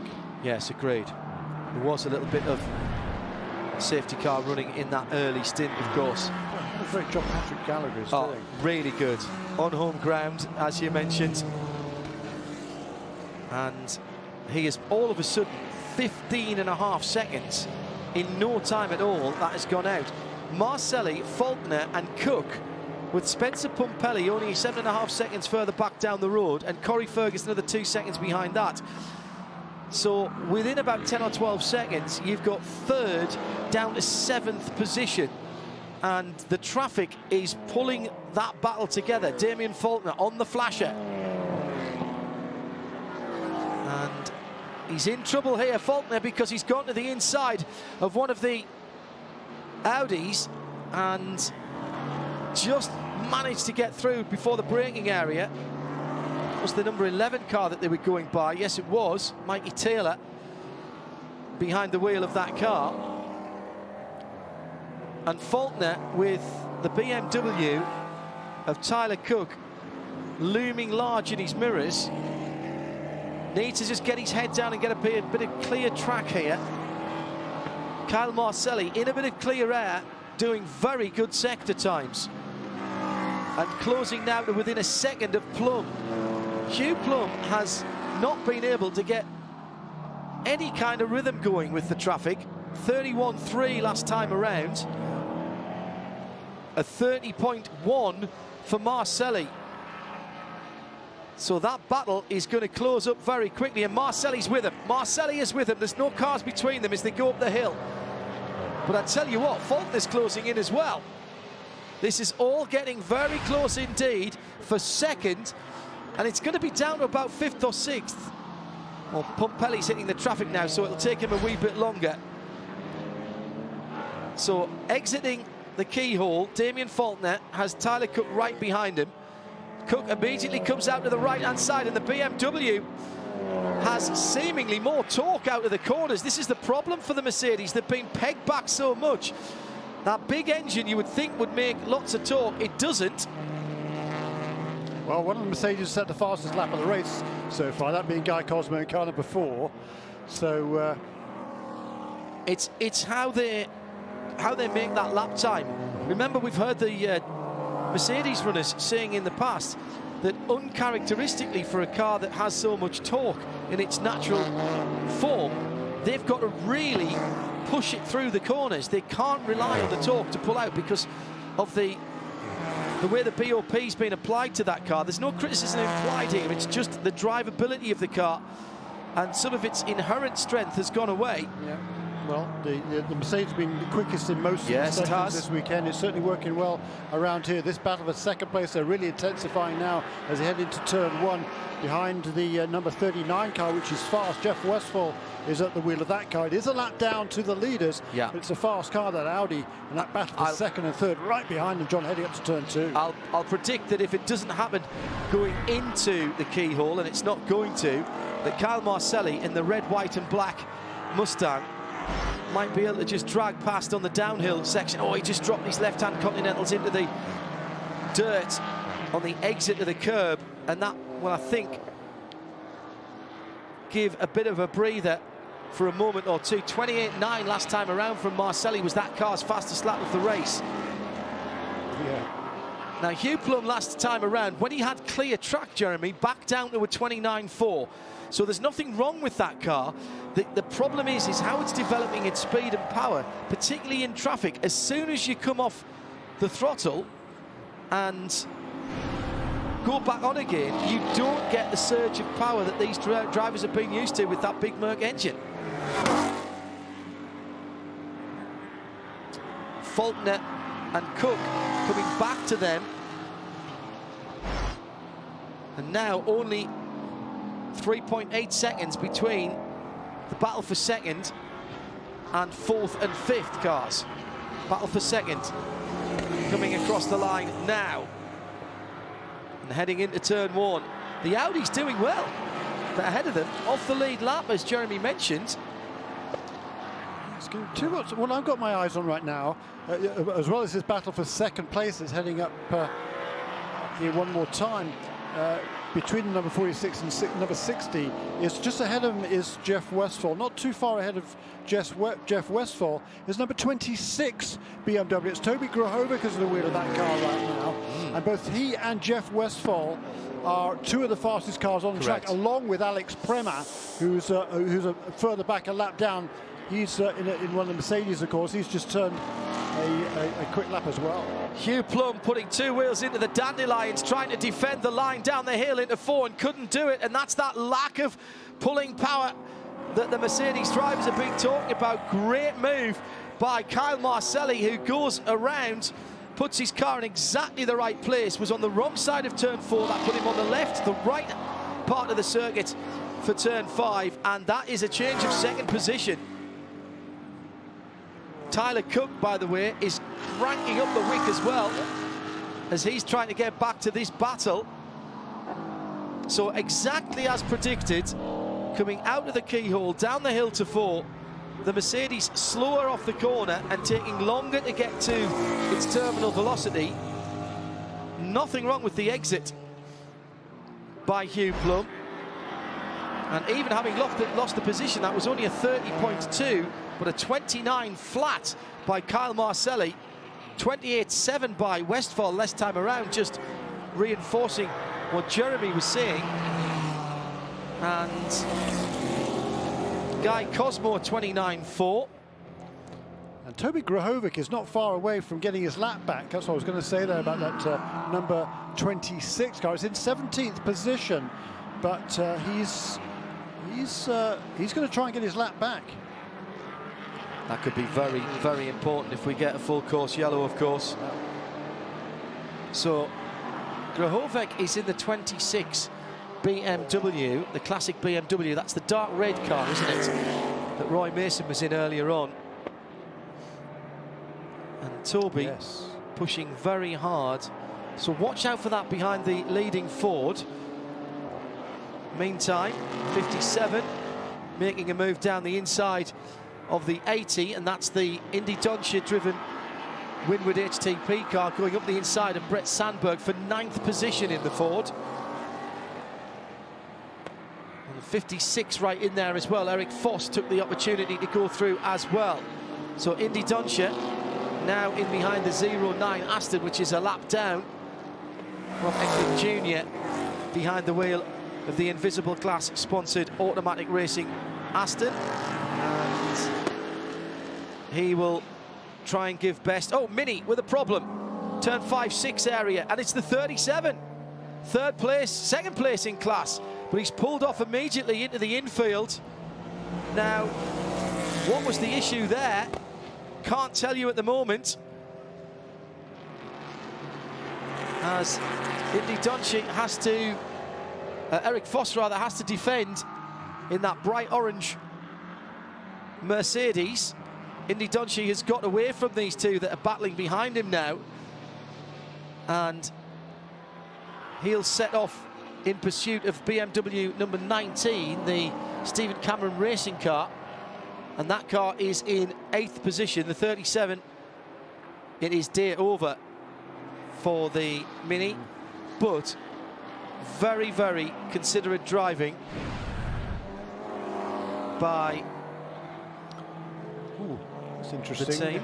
Toby Grahovic, who is trying to get his lap back. He's still a few seconds behind the race leader. He's managed to get past the number 15 car. I wondered whether the number 15 car, which of course is several laps down, now driven by Scott Maxwell, former series champion, I wonder whether he might kind of play interference and make it difficult for the BMW, but Grovic's found a way past. He's now going to track down the race leader, Patrick Gallagher, to get back onto the lead lap. I think when Kyle Marcelli gets up there, that might be a different story. New fastest lap of the race, by the way, but also by BMW this time. Gregory Leafouge in car number 19. That's a Stephen Cameron Racing BMW. He's working his way into contention in the 8th position.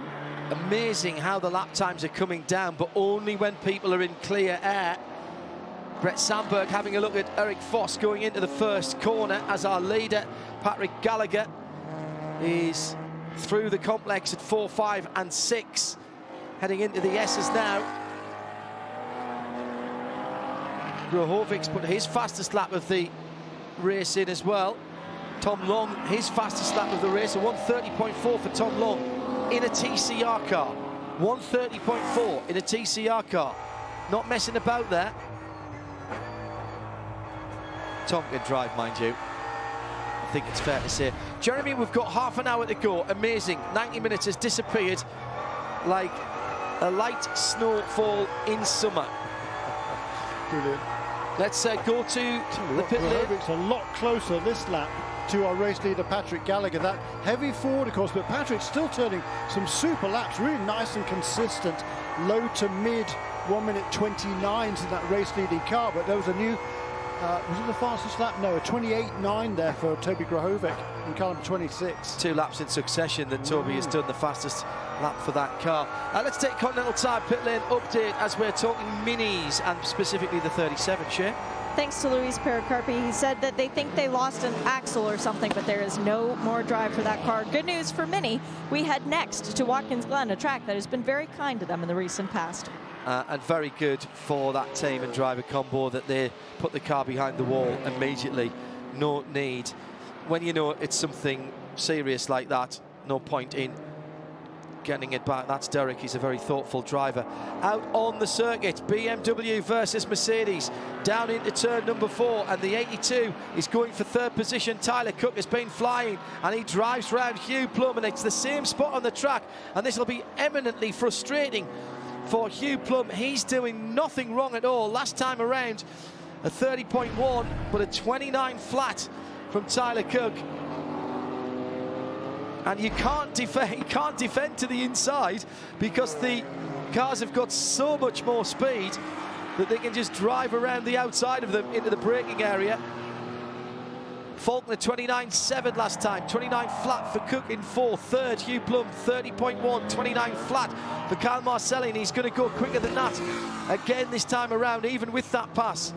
And the gap is 28.6 for Marcelli. The gap is 11 seconds to Patrick Gallagher with 28 minutes to go. Remember that. And how hard can these guys push? They said they're okay on fuel, but are they okay on fuel at full rich, flat out, no nonsense, mindless boogie? Shea Adam, that's the big question. Continental Tire pit lane update. Well, Kyle Marcelli certainly is, because his team has actually dismantled the fuel rig. So if Kyle needs to come back in, there will be nowhere for him to stop. But he is a guy who is very good at Mid-Ohio Sports Car Course. In the GTD qualifying earlier, he put the Lexus second, and he won here back in 2011 in a PC car. He is very good at Mid-Ohio. That's as good a good bit of evidence as I've heard presented to a court at any time in the past. Well done, Shea. Yes, you can come in, but we can't give you any fuel. Why not? We've dismantled the fuel rig. We're off to the pub. Yeah, we're getting ready for our celebration. 28.6 then from Marcelli last time around. 11 seconds, the gap between first and second. Tyler Cook is not hanging about either. And the gap between second and Cook in third, 3 seconds. 14 seconds covering the top 4, 15 Toby covering the top Grahovic, 5. excuse me, John, is looking to the inside, heading into turn 1, trying to get his lap back. I know not hugely significant. Patrick Gallagher doing a magnificent job there, just biding his time. He's got a handy lead, but he can't afford to give away too much of it, because Kyle Marcelli is now within 10 seconds. And that means that Kuno Whitmer, the TCR leader, is still on the lead lap, isn't he? Yes. Yeah, just. He's the last car on the lead lap. Correct. 14 GSs and 1 TCR on the lead lap. We've completed 59, or at least the leader has. Hugh Plum coming round to drop down towards turn 4 through the kink where we started some hour and 35 minutes ago. Faulkner has not had the pace of the cars around him, and Spencer Pumpelly at 28.9. Neither of the Mercedes in the top class, in the top 6, have been able to find consistently the lap times of the cars around them. 28.9 from Pumpelly, and now the gap between 5th and 6th is down to 5.5 seconds.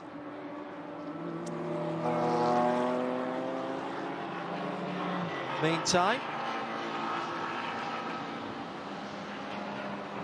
Greg Learfoog is right up with Corey Fergus. The rainbow BMW, black, orange, red, flashing the headlights at the sleek and lithe McLaren ahead of it. Corey Fergus, this is the car that started at the back of the GS field, remember, late on parade for the pre-grid. Clever pit strategy, saw them up the field. But the car to have at the moment, it would appear to be a BMW, because the two M4s are the class of the field at the moment. Yeah, and all that forward of Kyle Marcelli was absolutely flying. He took more than nearly 2.5 seconds out of Patrick Gallagher on that last lap. That's primarily because Patrick lost some time while he was overtaken by Toby Grahovic. So we now have the number 26 car back onto the lead lap. If there's a full course caution, he's going to be moving his way through the field. Indy Doncher has just gone purple, by the way, in the final sector of his track. He's said it's some very good laps as well in the 28. So that Mercedes is getting some lap times, but only in clear air, Jeremy. And I'll say that again, as Learfoog looks down the inside at turn 4. Now, can he do the cut back to 5? No. It's smart driving by the 69 of Corey Fergus. Puts the McLaren exactly where the BMW doesn't want it to be. It's fair though, very fair indeed. There's no weaving about, there's no moving in reaction to the driver behind. Through 8, over the brow at 9, just a tiny little correction from Corey Fergus. Meantime, the classic BMW, the bright or the dark red machine, has got through.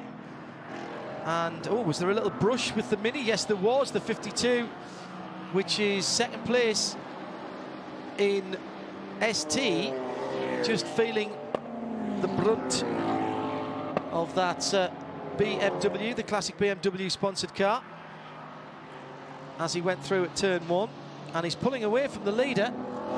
Patrick Gallagher, I reckon, brakes quite early there, and the Mini nearly runs into the back of him. I think Patrick Gallagher's saving fuel. I think that Ford is saving fuel. He's coasting into the corners to the point where the Mini was gaining on him there. Well, he did come in a lap before the number 80 car, but only one lap before the number 80 car. And of course, he was pushing very, very hard after he'd retaken the lead in this race, turning some consistent low 29s. Of course, that's a much heavier car than some of these other cars in the field as well. So he's got to manage his tyre wear as well. But last time around, a 1 minute 30.1 for our race leader, Patrick Gallagher. 29.3 for the similar car of Kyle Marcelli in second, the number 60. And he was in on the same lap. Tyler Cook is 2 laps better off for fuel in the BMW. Well, you say that, but we don't know how much fuel went into those cars and how quickly they were dropped and gone, and whether somebody rolled the dice just a wee bit to think, well, we're bound to get another full course yellow and we'll stretch it out. But Marcelli now down under 7 seconds. He's hit the traffic now that the leader had a lap or two ago, just gone by the VW Golf. Still sitting in 5th position in TCR, having lost a position to the recovering 54 Stephen Simpson. That car looking very good and running as high as second. In fact, led the class when the pit stop started in the hands of Michael Johnson. But a bit of a snafu in the pit lane. I'm being kind there, because it was a complete mess actually from the guys at JDC. Sorry lads, but it was. But your drivers are doing a great job. And Stephen Simpson, recently naturalised American, is hauling that car back up the standings. And the TCR, led by Kuno Whitmer, still on the lead lap of the race overall. And in 15th position, Tom Long in 2nd place in the TCR Audi, the 77. And going great guns. Just looking at the times here, Indy Dunci, another fast lap for him, 1:28.7, as he is trying to make some ground through the field. Bryce Ward did a really good job early on, starting that car, the 57, sits in 9th position in class and overall.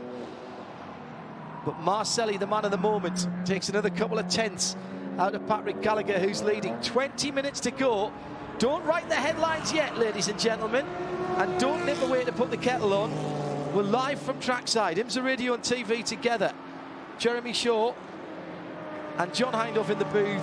Shea Adam, our Continental Tire pit lane reporter. I just want to know what the expressions are down at Multimatic Motorsports, Shea. I know that's where you are. That's where you have the tracking device implanted, right, John? You Correct. can just track me on the pit lane. They are nervous, but they are not nervous like they're about to run out of fuel. They're nervous like they're leading a race. There's 20 minutes to go and anything can happen. And if a caution comes out, that lead that they have built up evaporates. And crew guys have just been sparked to get ready for a bit of fuel for the 15. So you're a tease.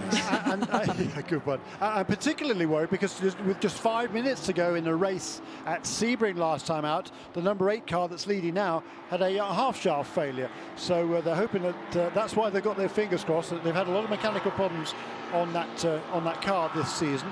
So they're going to hope that everything holds together. Tim Probert in the 65 car and Greg Leafouge coming together. Leafouge off the track on the outside of the second corner a few moments ago. He has got the fastest lap of the race, has Greg. Well done, Gregory. Lap 55, 1:28.6. That's the new best mark. Oh, Kyle Marcelli's just done a 1:28.6, but is a couple of hundredths away. And now it's under 6 seconds, the lead, Jeremy. Yeah. And only 5 seconds back to Tyler Cook. That's right. And Indy Dunci also turned a 28.6 last time around. So there's a lot of pace in here. The race leader, meanwhile, last time, Patrick Gallagher, 1:29.3. And the top 3 now within 10, 11 seconds, let's call it. It's not that long ago that Marcelli was 14 seconds behind the leader. And now they're all within 11 seconds. The Ford in second, the 60, and the 82 BMW in third. The black and white Optima Batteries car. They are both getting closer to Patrick Gallagher. I reckon Gallagher's pacing himself nicely. He's not doing anything he shouldn't. He's being conservative through traffic, but as the leader, you kind of have to do that. Oh, it's been a really mature drive for Patrick Gallagher. This is his first season in the IMSA Continental Sports Car Challenge, but he's a champion before. He won last year's Battery Tender Global MX5 Cup Series, and with that a scholarship from the Mazda Road to 24 to move his way up the sports car ladder, and that's exactly what he's doing here, and he's looking to get a great home result. He's got a lot of supporters here as Patrick Gallagher. He's doing them proud.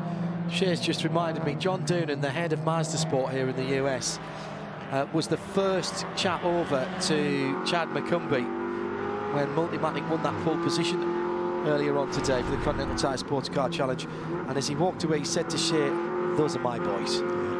So it might have a blue oval on it, but there's a bit of zoom in that car at the front of the field as well. 28.6 from Tyler Cook last time around.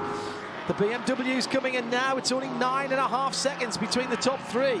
Yeah, but they're all closing in, aren't they? Because the gap from first to second came down by a whole second on that last lap. It's under 5 seconds now. And Tyler Cook, he closed in as well. You're absolutely right, by just a few tenths of a second. So that is getting closer and closer. Tom Long mired in traffic at the moment. He is some 21 seconds behind Kuno Whitmer, who leads the TCR class. And he's not gaining enough at the moment, but it's going to be one of these grandstand finishes that we've been so used to in the IMSA Continental Tire Sports Car Challenge down through the years. The Mid-Ohio 120 is going to give us all of those 120 minutes of interest, at the very least. Number 76 car's just come back into the pit lane again, Shea. I can't see that it's pit box. No, it was taken behind the wall, so it will not be a finish, despite that great effort that the Compass Racing, ladies and gentlemen, put in to get that car to the end. That's the 76 McLaren that was assaulted early on by the Mustang. Chase Briscoe in the 15. Scott Maxwell still turning laps, by the way, in the 15 car, sitting in 22nd position in GS and 33rd and last running car on the timing and scoring. I've just been overtaken there by, that is Jeff Westphal in the Audi making a move to the inside. So Westphal, he also would like to get himself back on the lead lap, and he is certainly making ground on the race leader, Patrick Gallagher, but he's still down in the 16th position, car number 39. Yeah, and here comes the interest for me. Marcelli in the 60 is now up to the 15.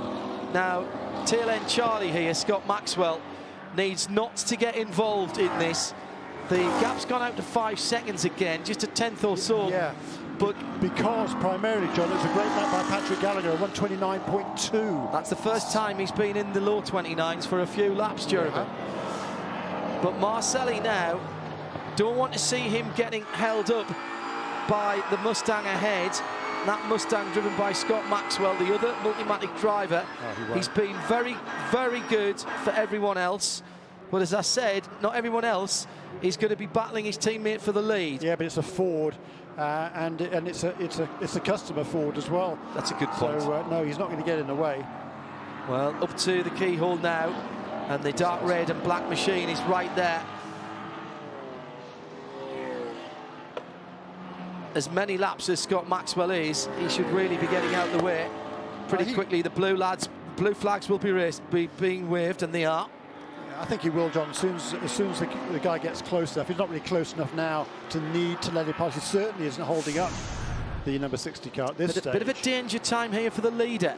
Yeah. Because there's a couple of cars scrapping ahead. One of them is the Grahovic BMW, the dark red machine, and he's trying to get past the Mikey Faulkner Porsche, I think that is, the 21 car, the body motion car ahead of him. Yes, it is, and he has done. But now that ST car has got to look in the mirrors again, because here's the race leader, the blue and white, blue and grey, Mod Space number 8 Mustang into the final complex of corners. Yeah, Joe Robillard there, that's the car that started by Stephen McAleer, of course, and he's not making life easy for a race leader. He's going to go a lap down, but boy, that cost Patrick Gallagher a fair bit of time. Yeah. And I'm sure a few nerves as well. He had to go right out on the dirty marbles there, around the outside of Joe Robillard. That wasn't very gentlemanly, quite frankly. Yeah, my apologies. I thought that was the ST car, not the GS car. Now, 3.5 seconds now from first to second. Yeah. And also Patrick Gallagher will have dirt on his tyres. And Kyle Marcelli is past Scott Maxwell. There was no hint of even a micro shenanigan there. as we expected from a man as experienced as Scott Maxwell. But Marcelli will now be able to see the leader, Jeremy. And going down towards 4-5-6 complex, he should be able to see the leader. He's just a couple of cars ahead of him now. Yeah. And that will give great succour to the man in second position. Time is running out. Time is not the friend of Kyle Marcelli. What's Joe Robillard playing at? I mean, he's just getting in the way of everybody right now. You've got to have respect for these guys, and he's not doing that. Okay, it's actually, I suppose that is actually from position with number 39 car, but number 39 car is seconds faster than car number 5. As she's just mentioned, that's McAleer's car holding McCumbie's car behind him. Yeah, exactly. Those two guys. And the problem for the 60 is good. that Finally gets out of the way. Well done. They're slowing them down, and now can Marcelli in the final couple of corners just squirt past the Audi of Jeff Westphal. That Audi's pretty quick, actually. 26 BMW, by the way, is into pit lane. Toby Grahovic, that will be a splash of fuel, I think. Like it. Shea Adam is them. They can't. The Volkswagen's in there as well. Shea Adam is watching the classic BMW Vest Energy Group entered car. What's going on there, Shea? Well, it's more than just a splash of fuel, John. They were checking the right side of the car while about 15 seconds of fuel was going in. There was also a long stop for one of the Audi TCR cars for fuel a while back, but this 26 BMW, it has been through the wars today, so the mechanics were making sure that the body panels would hang on for the last few minutes. Thank you, Shea. Well, he was, 8-9 laps worse off than the leader, 8 laps worse off than the leader in terms of when he was in for fuel. I've just seen some very exciting news from the other side of the world. Holton have just said they won't stand in the way, so HSV, Holton Special Vehicles, are going to be undertaking a feasibility study for a supercar Camaro to go up against the Ford Mustang in Virgin Australia Supercars. I've actually got goosebumps about that. So more Ford versus General Motors action down under to come. Let's hope with the two-door coupes. Meantime, it is a two-door coupe that leads here, and it's two Fords from a BMW. Yeah.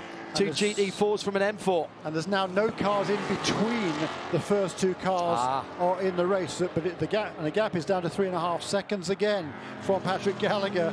And they're on the same piece of track on the run up to the keyhole now. Yep. So every time that they can see, that the second place driver can see the first place, it's just a little bit more incentive to break that tiny bit later. 29.2 for the second place car, 29.8 for the leader, 29.1 though for Tyler Cook. He's still 4.5 seconds further back. I think it's too late for him. Surely a nailed on podium there. Hugh Plum and Damian Faulkner for the two Winwood, for the TGM and Winwood racing teams in 4th and 5th, with Spencer Pumpelly though closing in and now only 2 seconds behind Damian Faulkner with the Porsche. Leader heading up towards turn 9. Down through the gearbox, turns in, don't take too much curb there, or at least if you do, balance the car on the throttle. Down through Thunder Valley. From the middle of the road, just ease the car gently to the right-hand side, almost kissing the Armco before you turn back into the left-hander before the carousel. Brake in a straight line, car goes light over the brow, drag the car back to the second apex, and then try and straight line the exit onto the start-finish line, which is what he's doing as he crosses the line now in front of our commentary box. And what's it, 2.8, Jeremy? This is on. Turn up the heat. We've got this one bubbling, haven't we? 8 minutes remaining, so what, 5 laps? 5 laps, maybe 6. So there's plenty of time for Kyle Marcelli to make it 2 wins in a row for the Roush Performance Core Motorsports team. I've just flicked through the commentator's book of cliches and found it's one thing to catch someone, another thing to get past. It is, particularly when you've got the hometown hero here, Patrick Gallagher, in the lead of this race. And and they are both Fords ultimately, so they certainly want Ford to win the race. They don't want to get together and let the BMW Tyler Cook through to pick up the you pick up the pieces of anything that should go wrong. But Kyle Marcelli, what another great drive by the Canadian. A good first stint by Nate Stacey. Very good. Kyle Marcelli is going to bring it home. He's chasing it like everything is on the line here. Well, everything is. Sideways. It's great stuff. And the car is immaculate in its red, white and black paintwork.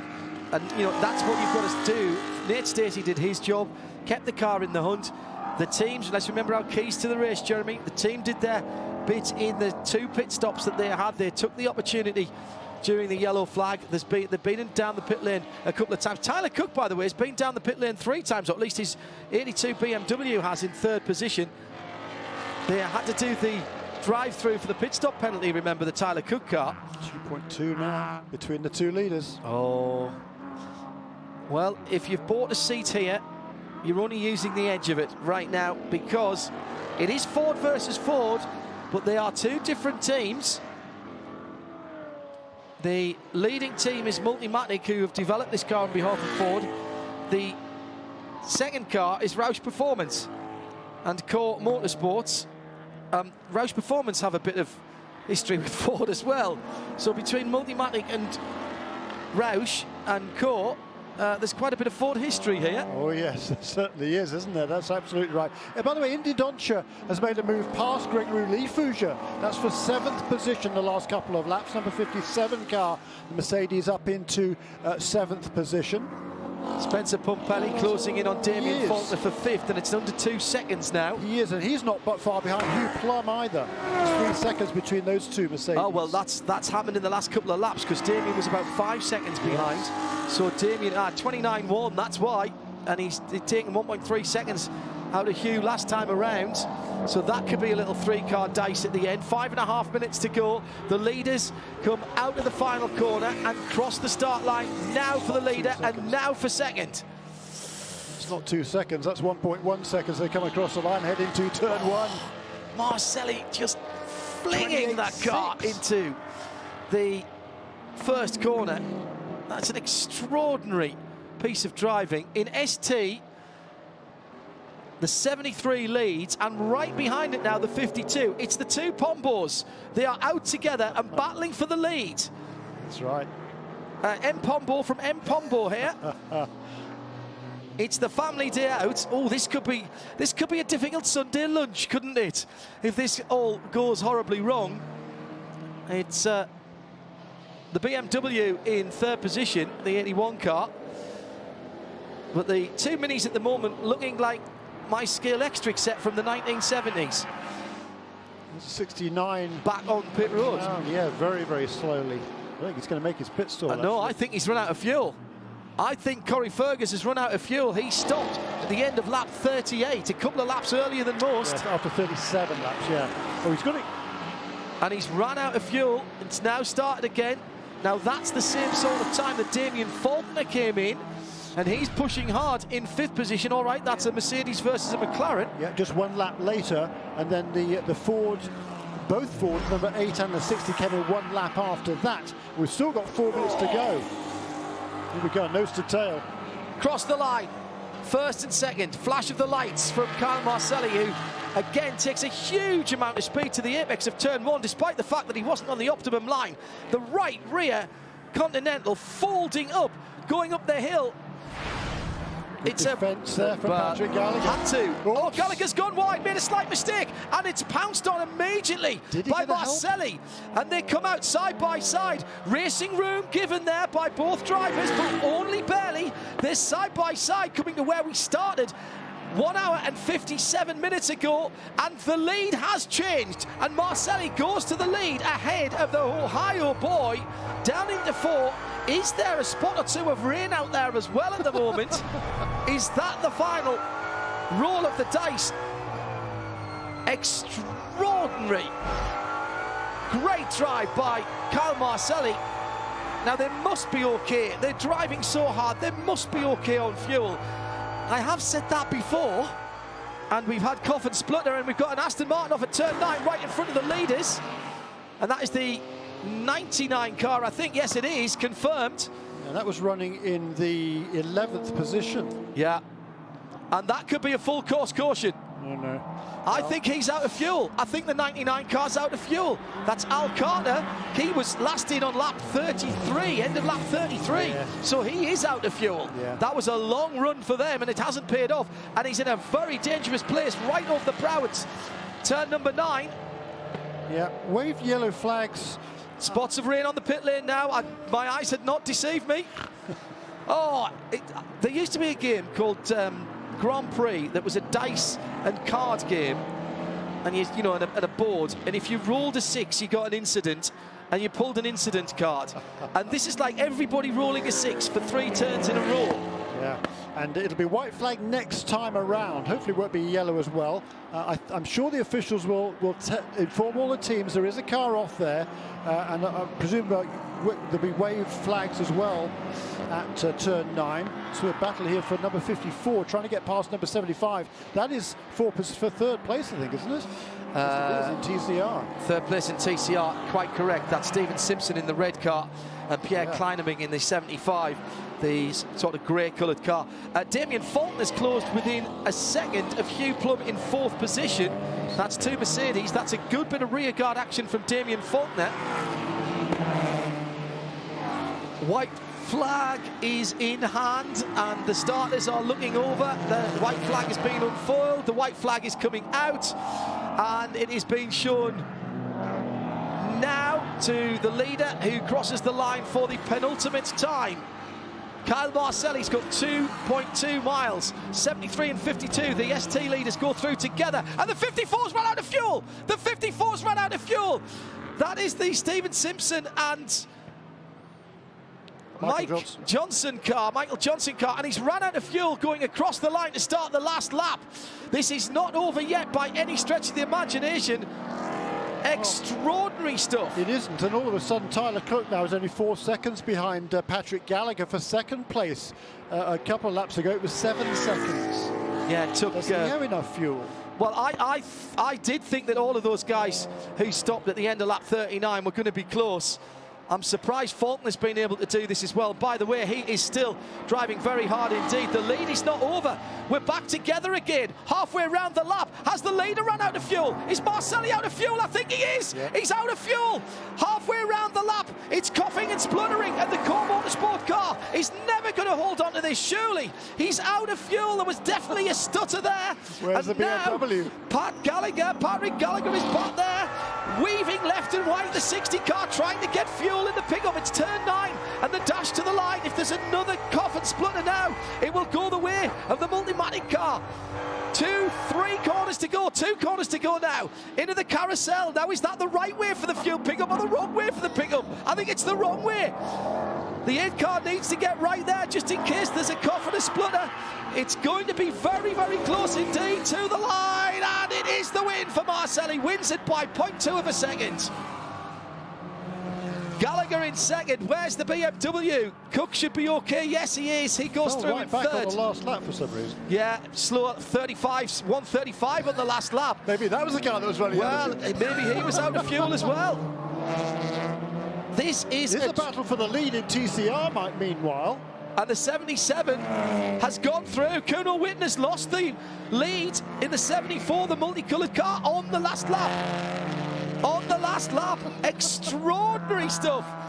And I think he's struggling as well. He's weaving left and right. Whitmer's weaving left and right, trying to get some fuel to the Audi engine. Drama piled upon drama. We promised you the Mid-Ohio 120. It's already the Mid-Ohio 122, and we've had drama right to the end of it.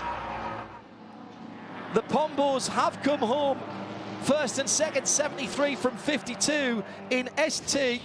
Let's go down for a Continental Tire pit lane update. Nate Stacey is with Shea Adam. He must have been holding his breath there, Shea. He was. I don't think you breathed for about the last 10 minutes at least, Nate. That was an exciting finish to the race. It wasn't running out of fuel for Kyle, though. What was it that happened on the last lap? So coming into turn 1, we had a bit of an issue. Kyle comes on the radio and says something broke in the front left, and he was able to hold on to it just long enough to get past the finish line and hold him. Dean Martin called that race perfectly. Fuel strategy was amazing, off the charts. Everyone here, Scudo Racing was awesome. The Continental tires were amazing, held on amazingly for the entire race. The Ford was great. Roush performance was awesome to us. MGW shifters. Everyone here at the Roush core team is just ecstatic for 2 in a row. Congratulations. Thank you. And got all the sponsors in as well. Well, my apologies, it looked so much because he was weaving around like a fuel problem. Great driving by Kyle Maselli, Pat Gallagher just about holding on. And what about the TCRs?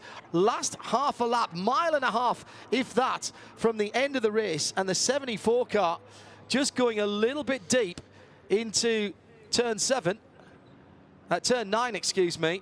Oh, now, was there a yellow flag at turn 9 for the Aston Martin? And will that be allowed to stand?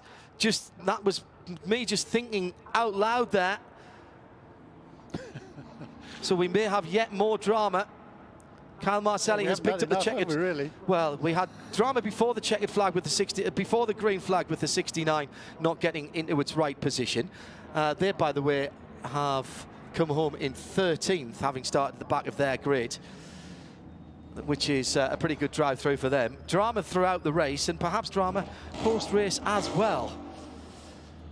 Wow. Damian Faulkner did hold on to 5th ahead of Spencer Pumpelly in 6th. Hugh Plum for TGM in 4th, with Owen Trinkler just 1 place off the podium. Merckx in the second half of the race just didn't seem to have the pace of the other cars. Some didn't. Really. Until they were deeper into their stint, Jeremy. Even Indy Donchi didn't come on until later on. Let's pick up some more interviews, and the Continental Tire pit lane reporter, Shea Adam, has with Britt Casey Jr., did you say? Yes, I did. Winner in TCR then? It was a big redemption for Britt because he put the car on pole, Tom drove it, it looked like it was going to be a 2nd place.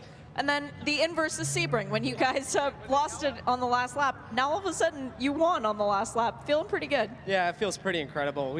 That was a fight from, we got punted at, I think, 27 minutes in, and it was head down the entire time. So the 93 minutes that were left in the race, it came down to the last lap, and it's pretty evident that we used every lap we could. So we were watching the times. The gap kept getting closer and closer, and yeah, I don't really know what to say right now. Understandably, 2 wins out of 3 races. Congrats. Yeah, thank you. Jeez. I think sometimes it's worse not being in the car, Jeremy, than it is being in the car when something like that's happening. Yes. At least you have a modicum of control over what is going on. Let me run down for you what's happening. ST 73 Mini from 53 Mini from 81 BMW. Well done to those guys. They put on a great show all the way through. TCR changing on the last lap. 3rd place for Pierre Kleinebink's 75 Audi. Then the 74. It's all Compass Racing, by the way. 74 Kuno Whitmer looked like they had it until about a mile and a bit from the end of the race, and Tom Long nipped through at the end. So 74 in 2nd, 77 win. In 3rd place overall and in GS, Tyler Cook with the drive of his life in the number 82 BMW M4, pulling back to 3rd position. Patrick Gallagher, having led the race for such a long time in the number 8 Ford, done right at the end by charging Kyle Maselli, who was by far one of the most impressive drives I've seen from that young man, who's had some pretty impressive drives in his past as well. And it's the 60 Ford that takes the win for Roush and for Core Motorsport. That does what to the championship table, Jeremy, before we hand over for the podium very quickly? Well, in ST, Matt Pomba and Mike Lamara now they went from 4th in the points to 1st on 93. Teammate Mark Pomba has 92. Nick Gallant and David Jones, who started on the pole, he have 91. And the former championship leaders, Max Faulkner and Jason Rabe, have 90 points. So that's pretty remarkable. 1 point between each of the top 4. In TCR, Rodrigo Sales and Kuna Whitmer will maintain a championship lead despite losing this race on the last lap to Tom Long and Britt Casey. The gap between them just 3 points. In overall, Dylan McIvern and Spencer Pumpelly will retain the championship lead. but it's now 8 points between themselves and James Clay and Tyler Cook, who move up from 3rd to 2nd. In 3rd place in the points, the double race winners now, Nate Stafferty and Carl Marcelli, jumping from 8th to 3rd on 78 points, so 12 behind the leader. Hearing that that will have to be renewed. The 77 car will not get the win. Pass under yellow at the end of the race, as I thought. As soon as we got the replay of that in the booth, I thought to myself, there's an Aston Martin there, isn't there? I bet there's a yellow flag out, and sure enough there was. So that will probably be rehashed, and Kuno Whitmer could yet be the winner of that, which will change the points just a wee bit. Jeremy, we'll get into that next time that we talk. Brilliant race, absolutely brilliant race for the Mid-Ohio 120 for the IMSA Continental Tire SportsCar Challenge round number 3. Thanks to all of our marshals and volunteer officials. The track services guys as well did a great job, and also to the teams and drivers. Shea Adam was our Continental Tire pit lane reporter. Jeremy Shaw was alongside me, John Hindhaugh, in the IMSA Radio Broadcast Centre. We'll say goodbye for now, but remind you that we have plenty more action right through the weekend here on RS2, IMSA Radio and IMSA TV, and for the rest of the Continental Tire SportsCar Challenge. Here at the track, it's time for the podium with Tony Laporta, but from us here on IMSA Radio and TV, it's bye for now.